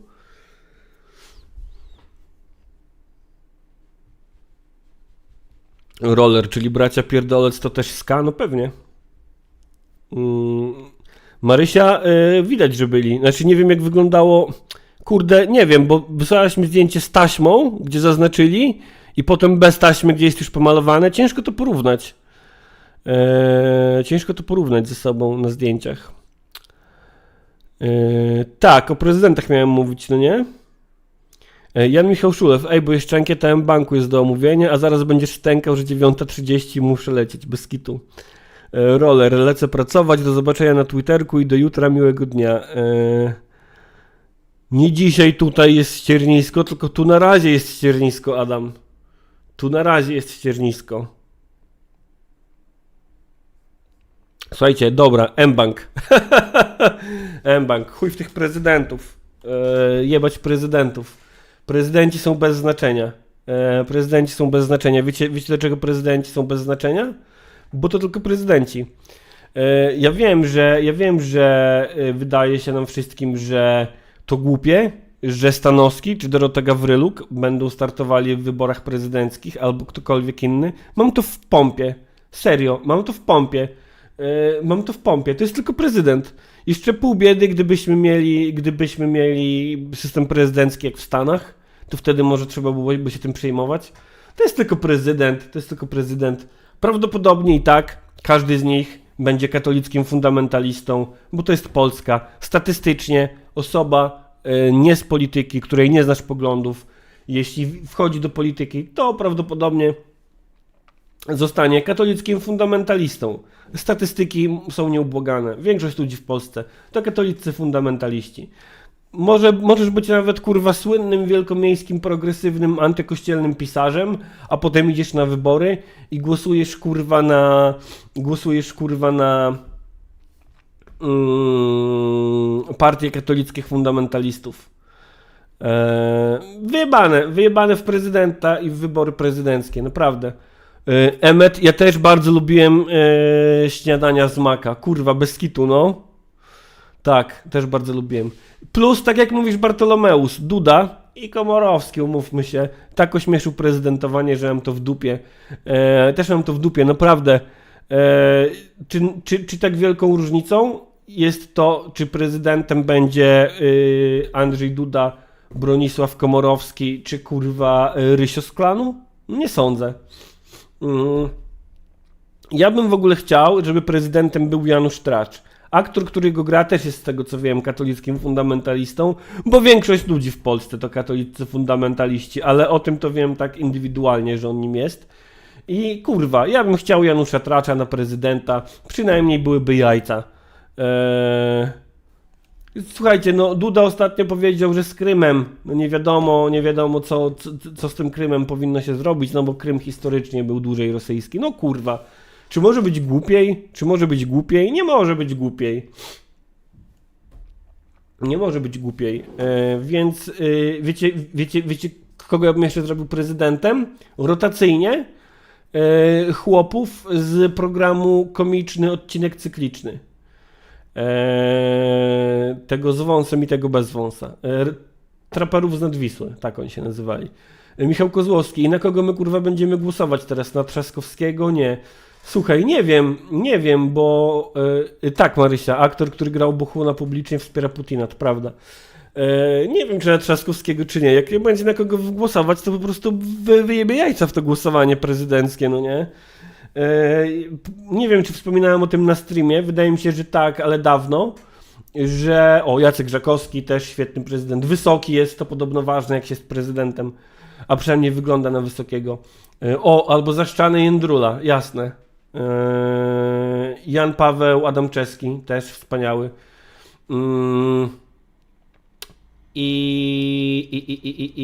Kurde, straciłem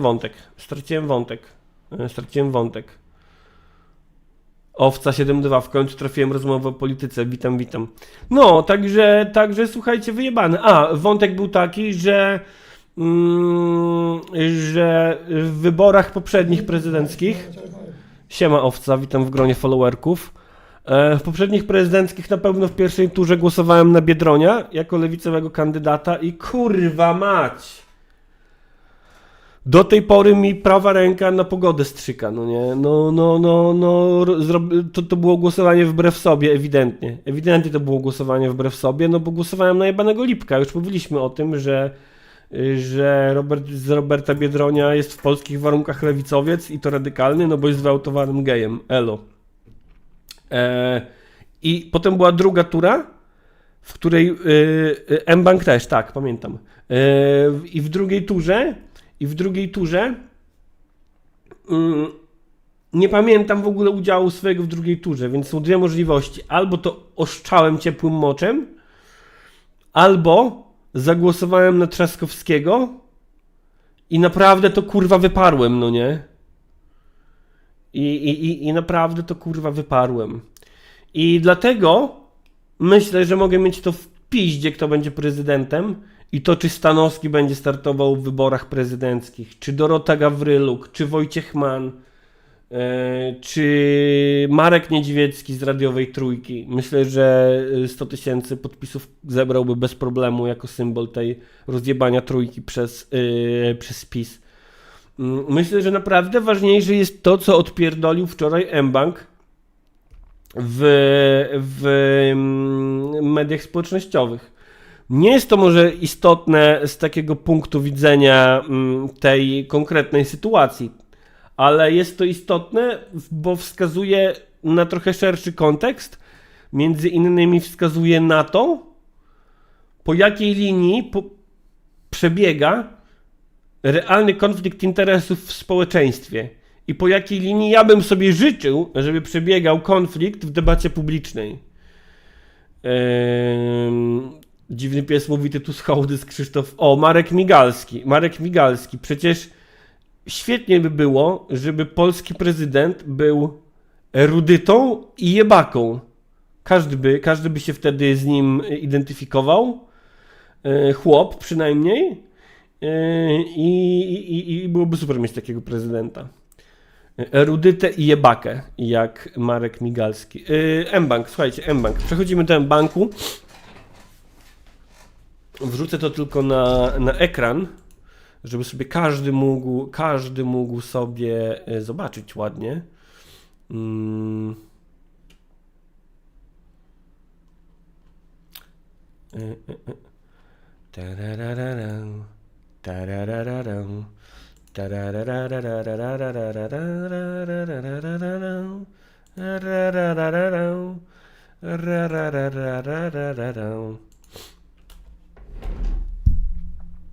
mBank wdupił wczoraj na swoje media społecznościowe taki pościg. Załóżmy, że można przejść na 4-dniowy tydzień pracy. Czego najbardziej się boicie?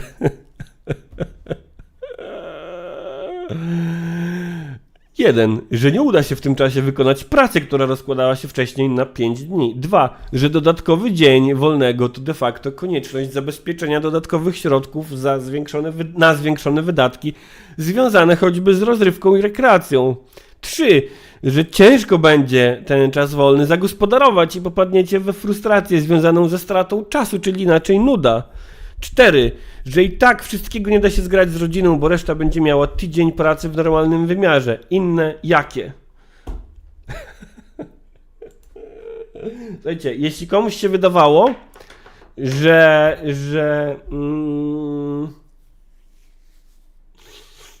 zmiana władzy w TVP to koniec tępej propagandy w Polsce, to się grubo mylicie. Co udowadnia mBank i dowozi coś takiego. Ja nawet nie wiem, kurwa, jak to skomentować, no nie? Bardzo chciałbym jakoś zabawnie, rzutko, błyskotliwie powiedzieć coś na ten temat. Może powiedzieć trzeba głównie to, że wielki kapitał chce was pożreć. Wielki kapitał chce was pożreć. Czy mogę powiedzieć coś więcej, kurwa? Tak jak ktoś z was sparodiował, przepraszam za zapomnienie kto, sparodiował to na czacie. Masz możliwość otrzymania dodatkowej gotówki. Czego najbardziej się boisz? Że nie będziesz wiedział, co z nią zrobić? Kurwa... Tak, czego najbardziej się boicie po zniesieniu pańszczyzny? Że się wam w dupach poprzewraca? Że się wam poprzewraca w dupach? Kurwa. Szef ci piąteczek zagospodarowuje, a ty będziesz narzekał, kurwa, jeden z drugim. Dokładnie.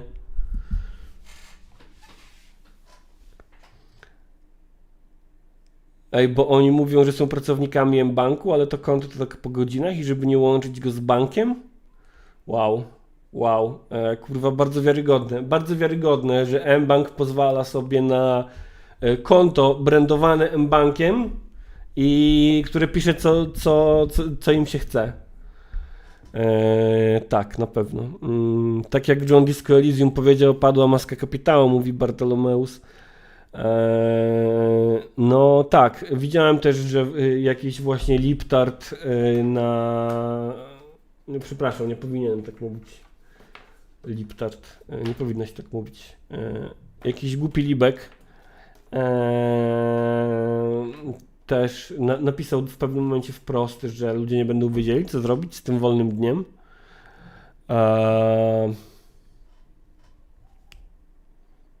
Kurwa... Wow.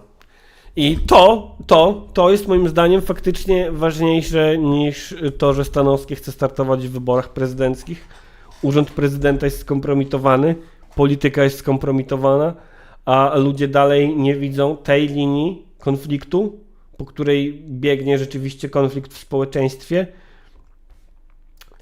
Cały czas boli mnie dupa o to, że nikt nie daje jakiegokolwiek jebania o lobbying i te superwektory i tych pracodawców RP. Muszę sprawdzić, jest we mnie taka iskierka nadziei, że z firmami pracując, jest we mnie taka iskierka nadziei. Mam nadzieję, że okaże się, że pani Liberda jest jakoś powiązana chociaż z jakąś firmą, która wśród tych pracodawców RP jest zrzeszona i pani Liberda to jest ta fliperka z telewizorka i że okaże się, że że wtedy będę miał materiał na zrobienie filmu o tym. Kuta Baniarzy wrzuciła, bądź wrzuciło disclaimer mBanku, proszę bardzo, czytamy korpo pierdolenie. Przydałoby się jakieś pianinko, ale wczoraj przez pianinko mi zdemotyzowało stream całkowicie.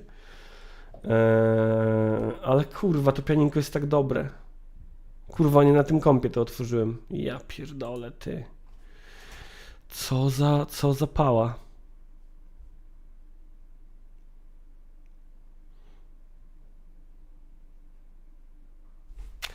Salem Knight. Zamiast brzydko mówić Liptard, proponuję zawłaszczyć od inceli i foliarzy końcówkę oid i zrobić lipkoida, sugerując bycie androidem. Tłumaczy 5 powiedzonych argumentów na krzyż, jedyne zaprogramowane. No, lipkoid, dobre, podoba mi się.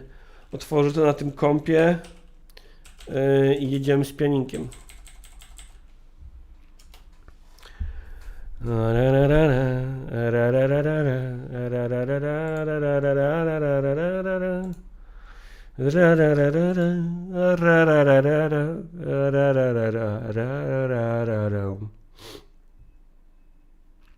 Gdzie jest pianinko?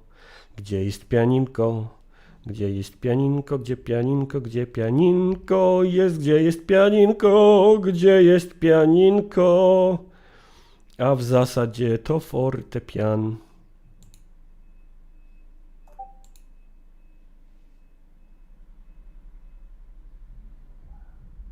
Turururu. Turururu. Kocham to.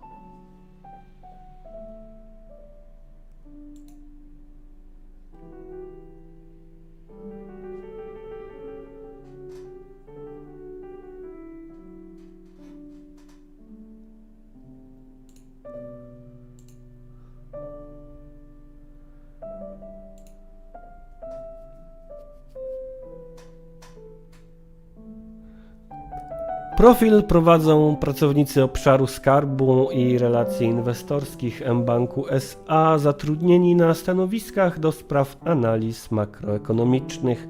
Wspomniani pracownicy prowadzą profil w celu promocji i reklamy. Dokument nie stanowi badania inwestycyjnego ani publikacji handlowej w rozumieniu rozporządzenia delegowanego Komisji Unii Europejskiej 2017/565 z dnia 25 kwietnia 2016 roku, uzupełniającego dyrektywę Parlamentu Europejskiego i Rady 2014/65/UE w odniesieniu do wymogów organizacyjnych i warunków prowadzenia działalności przez firmy inwestycyjne oraz pojęć zdefiniowanych na potrzeby tej dyrektywy.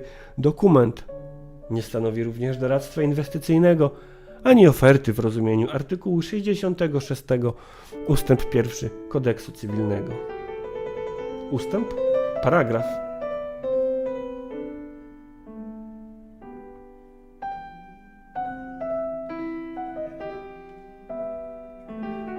Profil stanowi wyraz najlepszej wiedzy autorów, popartej informacjami z wiarygodnych, rynkowych źródeł. Wszelkie oceny w nim zawarte wyrażają opinie na dzień ich sformułowania i publikacji. Autorzy mogą je zmienić bez uprzedniego powiadomienia, dystrybucja, przedruk. Ej, dobra, nie, to nie ma sensu. To nie ma sensu żadnego. To nie ma w ogóle żadnego sensu. Dosyć tego. Dosyć tego. Słuchajcie, dość.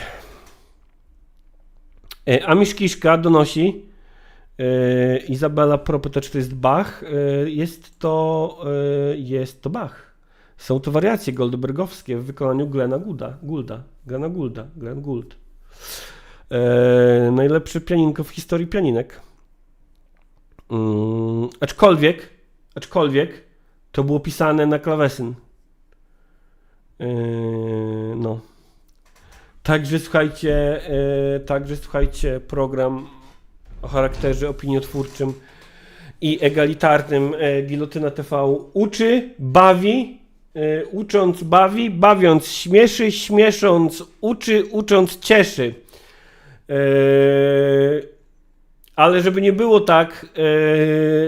nie było tak snobistycznie, to chciałem powiedzieć też, że jak leciało by leciało, to zauważyłem komentarz na czacie, że to się nadaje na polskie wesela, a nie jakieś jebane disco polo.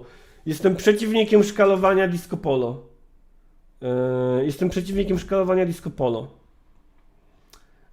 Nie powinno się szkalować disco polo. Raz, że szkalowanie disco polo jest klasistowskie. Dwa, że szkalowanie disco polo nam społecznie wyrządziło więcej smrodu i gówna niż pożytku jednak. Poza tym muzyka w ogóle jest w większości rozrywkowa z definicji. Słuchanie szarpi drutów nie jest lepsze od słuchania ojejeje, kocham cię, ojejeje, kocham cię. Nie jest. Muzyka jest ludyczna. Muzyka jest rozrywkowa, jak sama nazwa wskazuje. Można sobie rozdzielać w ramach jakiegoś muzykoznawstwa jazz, chociaż jazz też jest muzyką rozrywkową, albo filharmonię od muzyki rozrywkowej, aczkolwiek po co chodzi się do filharmonii? Bo wydaje mi się, że dla rozrywki. Bo jeśli ktoś idzie do filharmonii dla zaznaczenia swojej pozycji klasowej, jeśli staje się to dystynkcją klasową, to niech wypierdala. Tak jak mówi Adam, każda muzyka klasyczna była kiedyś dla plebsu. Muzyka jest dla rozrywki. Oczywiście mówimy też o muzyce ceremonialnej, religijnej i tak dalej. Chuja tam. Muzyka ceremonialna i religijna tak naprawdę bierze to, co jest rozrywkowe i adaptuje to dla siebie, żeby zachęcić do siebie ludzi. Więc jeśli słuchasz muzyki nie dla rozrywki, to przestań jej słuchać. Tyle. Przestań to sobie robić. Słuchaj muzyki dla przyjemności i dla rozrywki. Zwłaszcza, że czy jakakolwiek muzyka może być nierozrywkowa, bo patrzcie, zwłaszcza, że muzyka, kurde, to jest taka dziedzina kultury, która nie musi, więcej ludzi w dresach w filharmonii, jak najbardziej, która nie musi angażować cię tak jak na przykład kino czy książka. Nie musisz się na tym tak bardzo skupiać, możesz sobie lecieć w tle. No i niech se leci, wyjebane. Tylko nie rób z tego, kurwa, jakiegoś swojego medalu, który sobie przypinasz. No, tyle chciałem powiedzieć. Dostajesz iPoda i możesz tam wrzucić jeden utwór, pyta Kuzłaty. Muzyka klasyczna, antyaborcyjna czy miłość w Zakopanem? No ja akurat jeśli chodzi o disco polo, to nie przepadam za miłością w Zakopanem. Ja wolę stare disco polo. Takie, do którego mam nostalgiczny sentyment. Gosia, tak zwana klasyczna też była rozrywkowa, ale tylko dla tych, kogo było stać. No właśnie. Miała użytkowy charakter. Generalnie muzyka ma użytkowy charakter. No. Czy można pracować do listy Schindlera w tle? Nie wiem, jeśli ci się uda, to jak najbardziej.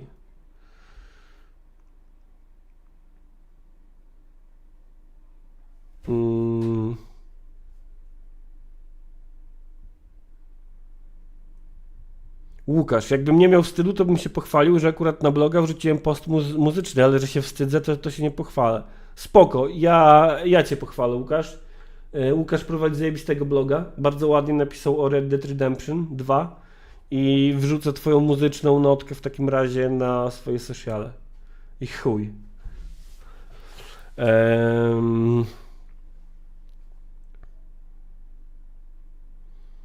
Jakie szkalowanie Modern Talking, Jan Michał Szulew? Ktoś szkaluje Modern Talking?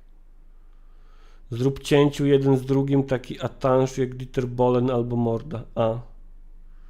No, zrób, właśnie, zrób. Łukasz, nie dziękuj, bo to, że ja o czymś mówię, to jeszcze nie oznacza, że ja o tym nie zapomnę. I wie to każdy, kto ogląda streamy moje. Marcin Gajda, za dużo w dyskursie popkultury jest wartościowania moim zdaniem, pełna zgoda. Królową bądź tylko mo. Nie, słuchajcie, wiecie jak ja lubię disco polo? Ja lubię zespół Brutal. Zespół Brutal jest zespołem z moich stron, więc tutaj lokalny, nie dość, że nostalgia za przeszłością, to jeszcze lokalny patriotyzm. A do tego wydaje mi się, że to były czasy, w których, Mumio 28 minut temu nowe, to były czasy, w których branża disco polo była na tyle dzika, że była powiązana dosyć mocno z jakimiś takimi szemranymi, mafijno-gangsterskimi klimatami. I tak. Więc wydaje mi się, że zespół Brutal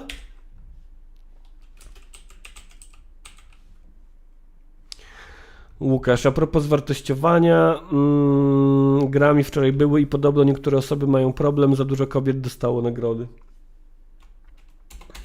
Nawet nie wiem, od której strony tego typu temat ugryźć, no nie?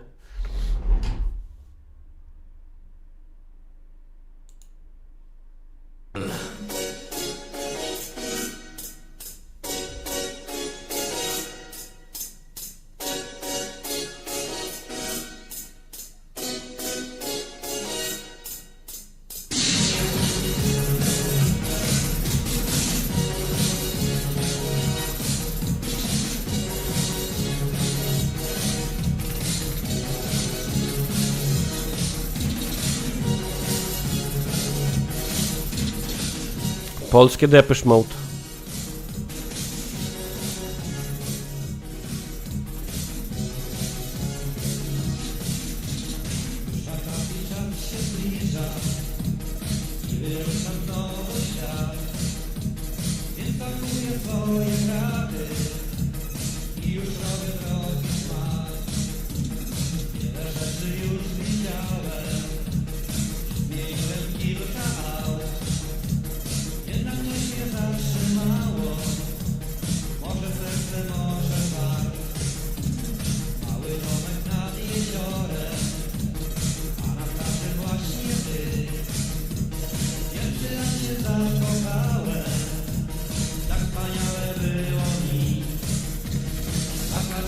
Ta przygoda tak zaczęła właśnie się, jak w strumieniu bystra woda.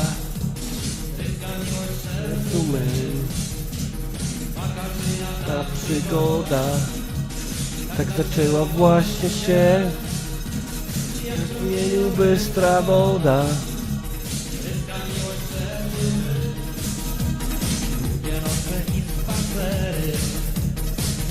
Słowa piękne dni, wielkie plany i marzenia, nagle prysły w sercu twym.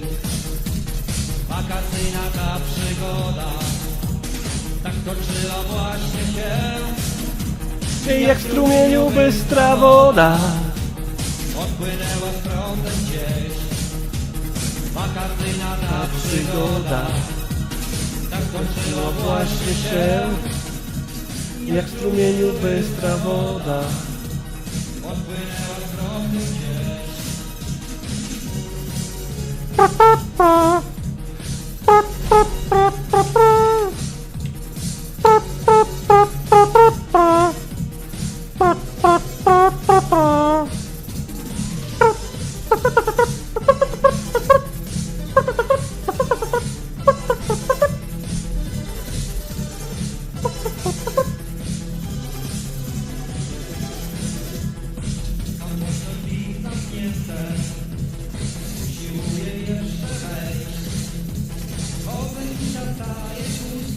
Ważkie chyba mogę, bo tutaj żadnych praw autorskich chyba nie ma do tego.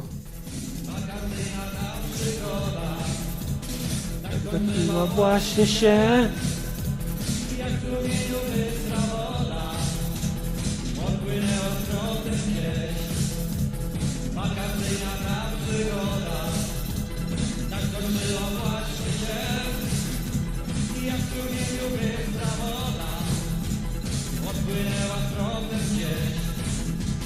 Wakacyjna ta przygoda tak kończyła właśnie się, Jak w strumieniu bystra woda. odpłynęła z prądem gdzieś. Wakacyjna ta przygoda.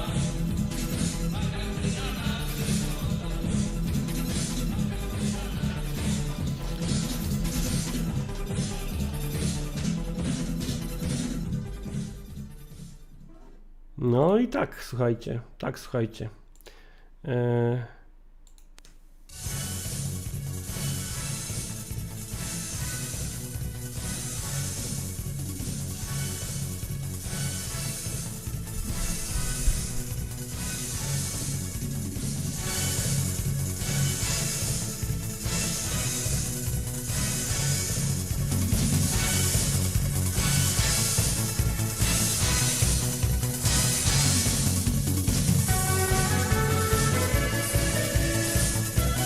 Kurwa, to jest dobre, to jest dobre. Gorzki lukier, czy nagram kiedyś coś o Pińskim? Nie wykluczam. Ej, podoba mi się taka forma streama. Disco polo i odpowiadanie na pytania w międzyczasie, ściszając nutę. Muszę to robić częściej.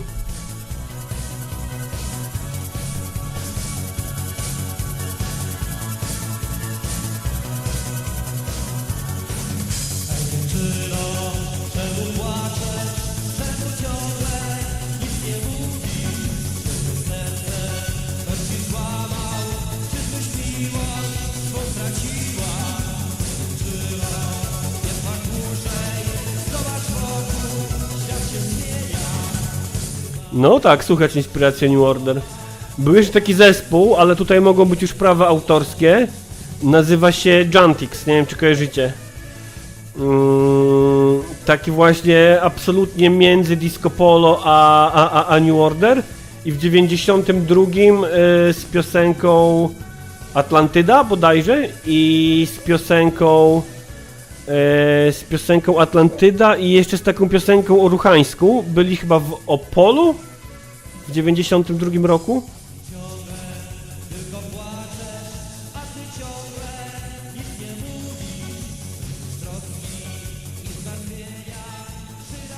Ale Jantix to sobie zostawimy na inny dzień, żeby już nie wypierdalać się z kontentu. Piński postulował 2 miesiące temu komisję do zbadania korumpowania mediów przez PiS, konkretnie chodziło o kanał sportowy. Chciałbym zobaczyć Mazurka przesłuchiwanego przez komisję śledczą. No właśnie coś mi się kojarzy, że Piński ma kosa ze Stanowskim. Julo, postulat, aby twórczość Brutala wpleść w odcinki Gilotyna TV były chyba raz w napisach, znaczy była jedna piosenka, ta poprzednia.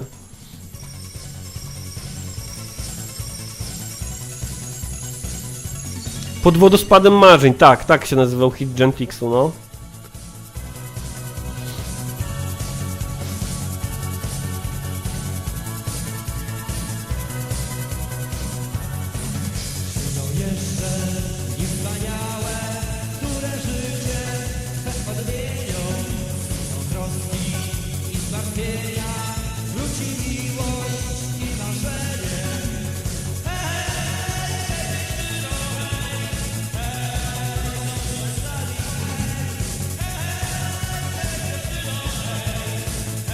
Ej, wydaje mi się, że pod tymi klawiszami i pod efektami na wokalu tamten chłop nawet potrafi śpiewać.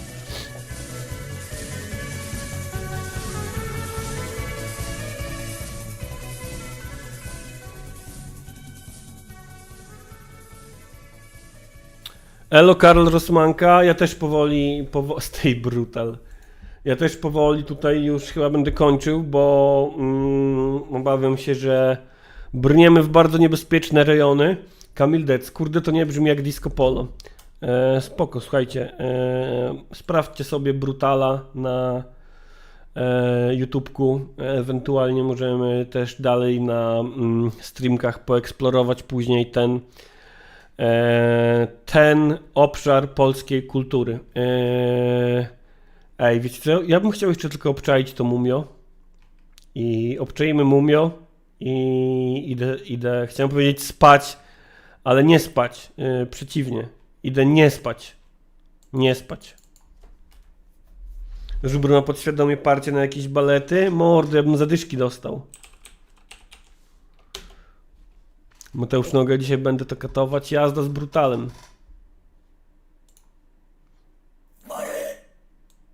Słuchajcie, 2 minuty z Mumio, pamiętajcie, embrace cringe. Embrace cringe. Nie wiem właśnie o co chodzi. Siema, raz, dwa, trzy Waldi. Kim R, grzeczniej. To, że coś ci się nie podoba, nie znaczy, że nie należy do polskiej kultury.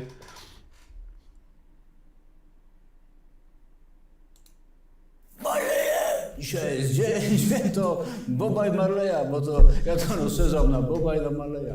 A cóż byłby też mam metę, także wszystko jest na miejscu i zapraszam do twórczości.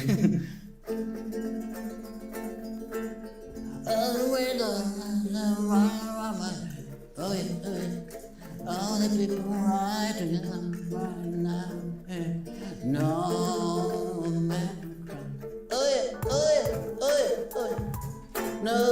man of pride.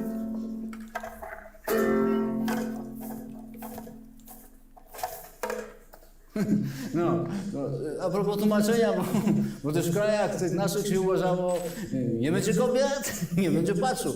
A ja zasięgnąłem, a propos kraj, bo jest kraj, u Jamajczan pewnych wiadomości, oni mówią, Jamajczan. to zupełnie inaczej.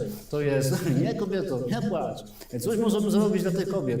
Ja chciałem przede wszystkim przerować pojęcie kobiety na pojęcie matki, córki, babci, jak również sąsiadki, jak również koleżanki z pracy, jeżeli to są pracownice pokroju żeńskiego. No co jeszcze? Co możemy powiedzieć kobiecie? Nie płacz kobieto, dlaczego płaczesz? Kobieta powie, przestań, nie zachowuj się tak i my oczywiście możemy, mamy wolny wybór i możemy przestać. No. Na koniec chciałem też powiedzieć, kobiety, bo kobieta, cóż, nie byłoby, proszę Państwa, żadnego Boba na świecie i żadnego, tym bardziej Marleya bez kobiety, bo wiadomo, że Bobów jest więcej, a Marleyów, no, niekoniecznie.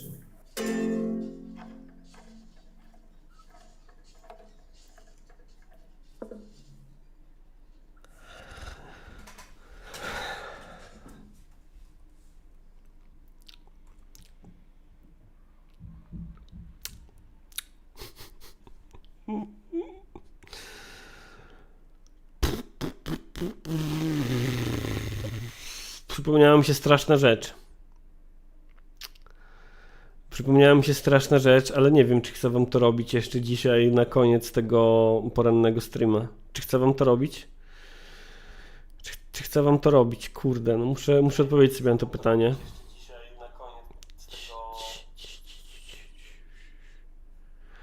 Słyszałem powiadomienie i chyba je przegapiłem. Także dziękuję osobom za to, co zrobiłaś.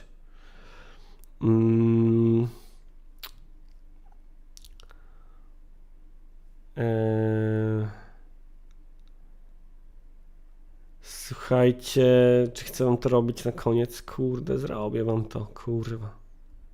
Zróbmy to, Brutal był puszczany. To chyba nie będzie aż tak dobry jak Brutal. Czy znacie, czy mogę refunda mojego donate'a?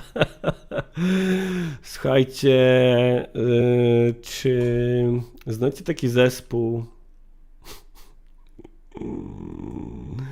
Świnka Halinka?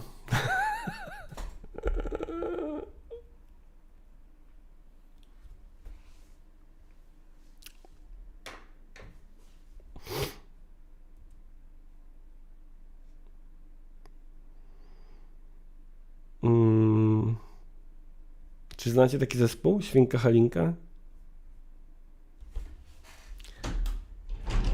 Julo zna.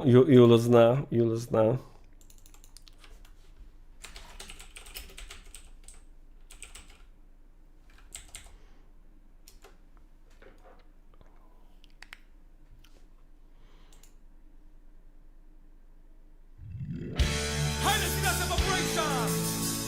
Reggae Revolution Sound Music! Rastaman! To może być bez obrazu, bo to nic nie ma.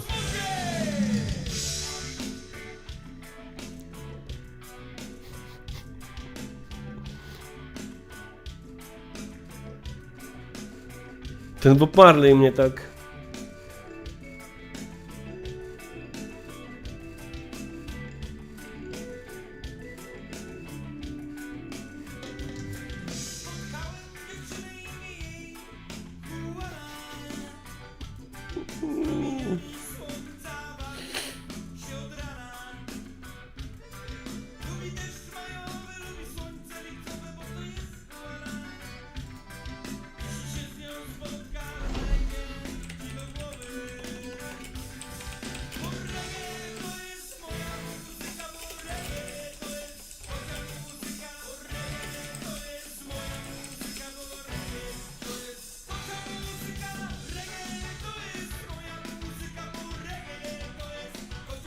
To nie jest ta piosenka w ogóle, którą chciałem puścić. To nie jest ta piosenka, którą chciałem puścić.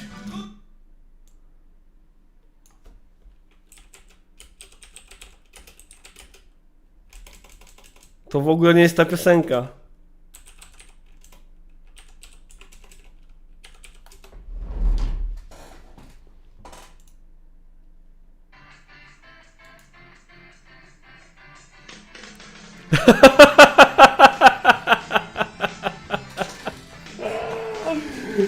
Student Core!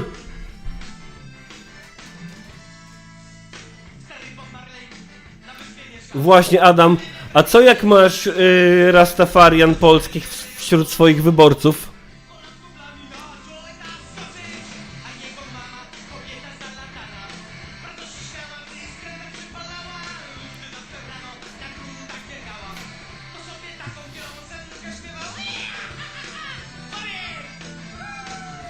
Żulczyk jest jedzony na Twitterze pod tekstem o Pokemonach. Widziałem jakieś komentarze do tego. Niestety on mi napisał tekst o Pokemonach i mnie zbanował.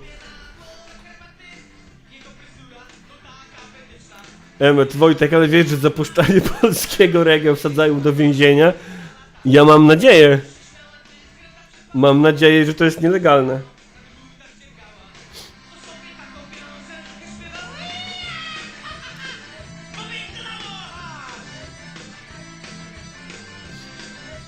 Gosia, czy polskie reggae można szkalować?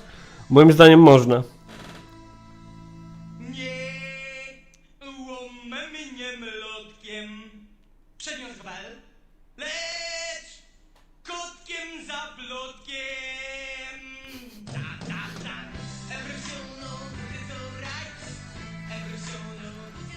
Antoś Szprycha dzisiaj nie, ale ja tak, zrobię kiedyś analizę Antosia Szprychy bez kitu.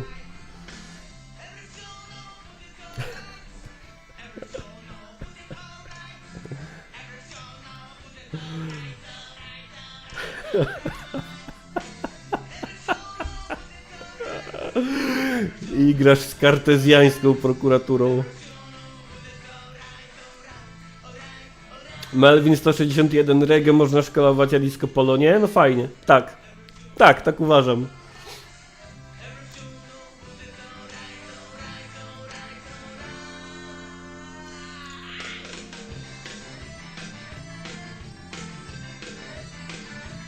Koncert z reggae coverami Jacka Kaczmarskiego? Wow. Wow. Cieszę się, Adam, że przyznałeś się do tego akurat tutaj w naszym gronie osób gilotynujących. To jakby dodaje wartości tej naszej tutaj społeczności, że właśnie tutaj zdobyłeś się na tego typu wyznanie.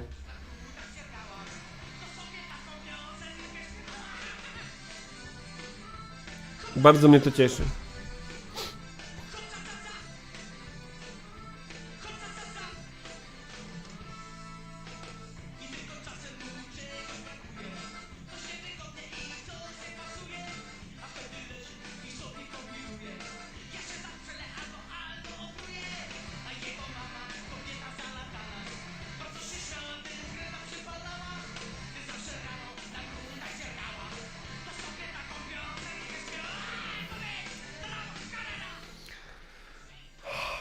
Słuchajcie, no powiem wam, że ja miałem w okolicach szkoły średniej epizod z polskim reggae, no miałem.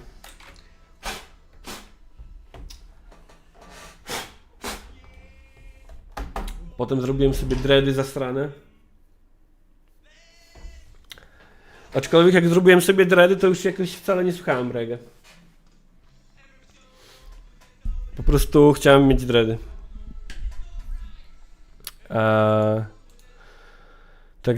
Także tak, panie YouTubie, jestem gotowy na demonetyzację. Słuchajcie, myślę, że to tyle na dzisiaj.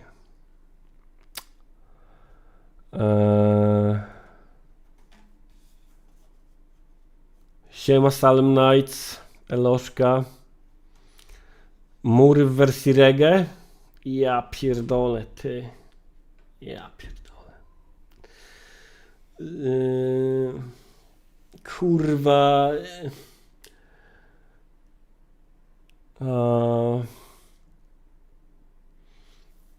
Czy dready to nie kradzież kulturowa? Mieliśmy o tym już dysputę w grudniu na streamach. To zależy od stanowiska na temat polskiego kołtuna. Słuchajcie, komentarz na dzisiaj komentarz w komentarzu to dzisiaj brutal. Zostawcie komentarz o treści brutal w komentarzach. Dzisiaj poważna kalibracja publiczności.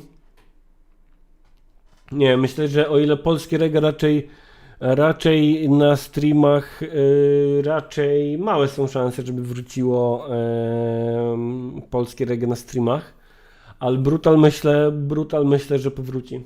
Brutal i Jantix zdecydowanie.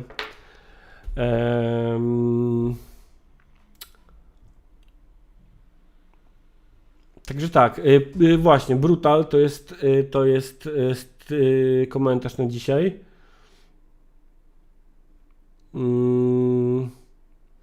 Jak to nie będziesz zaczynał każdego od reggae murów? No może, jeśli wejdziemy w tryb walki z tuskowskim reżimem, to kto wie. Będą mury w wersji reggae na zmianę z Maciek, trzymaj się, Maciek, trzymaj się, Maciek, trzymaj się. Ajo!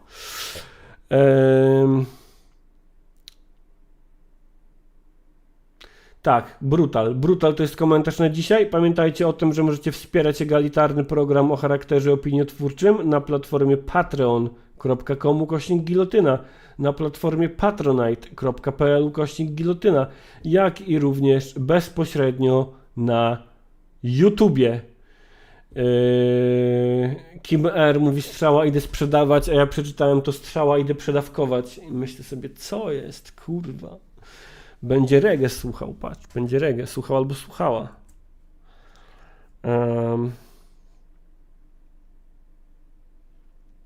Także tak, kochani, do jutra. Elo. I co?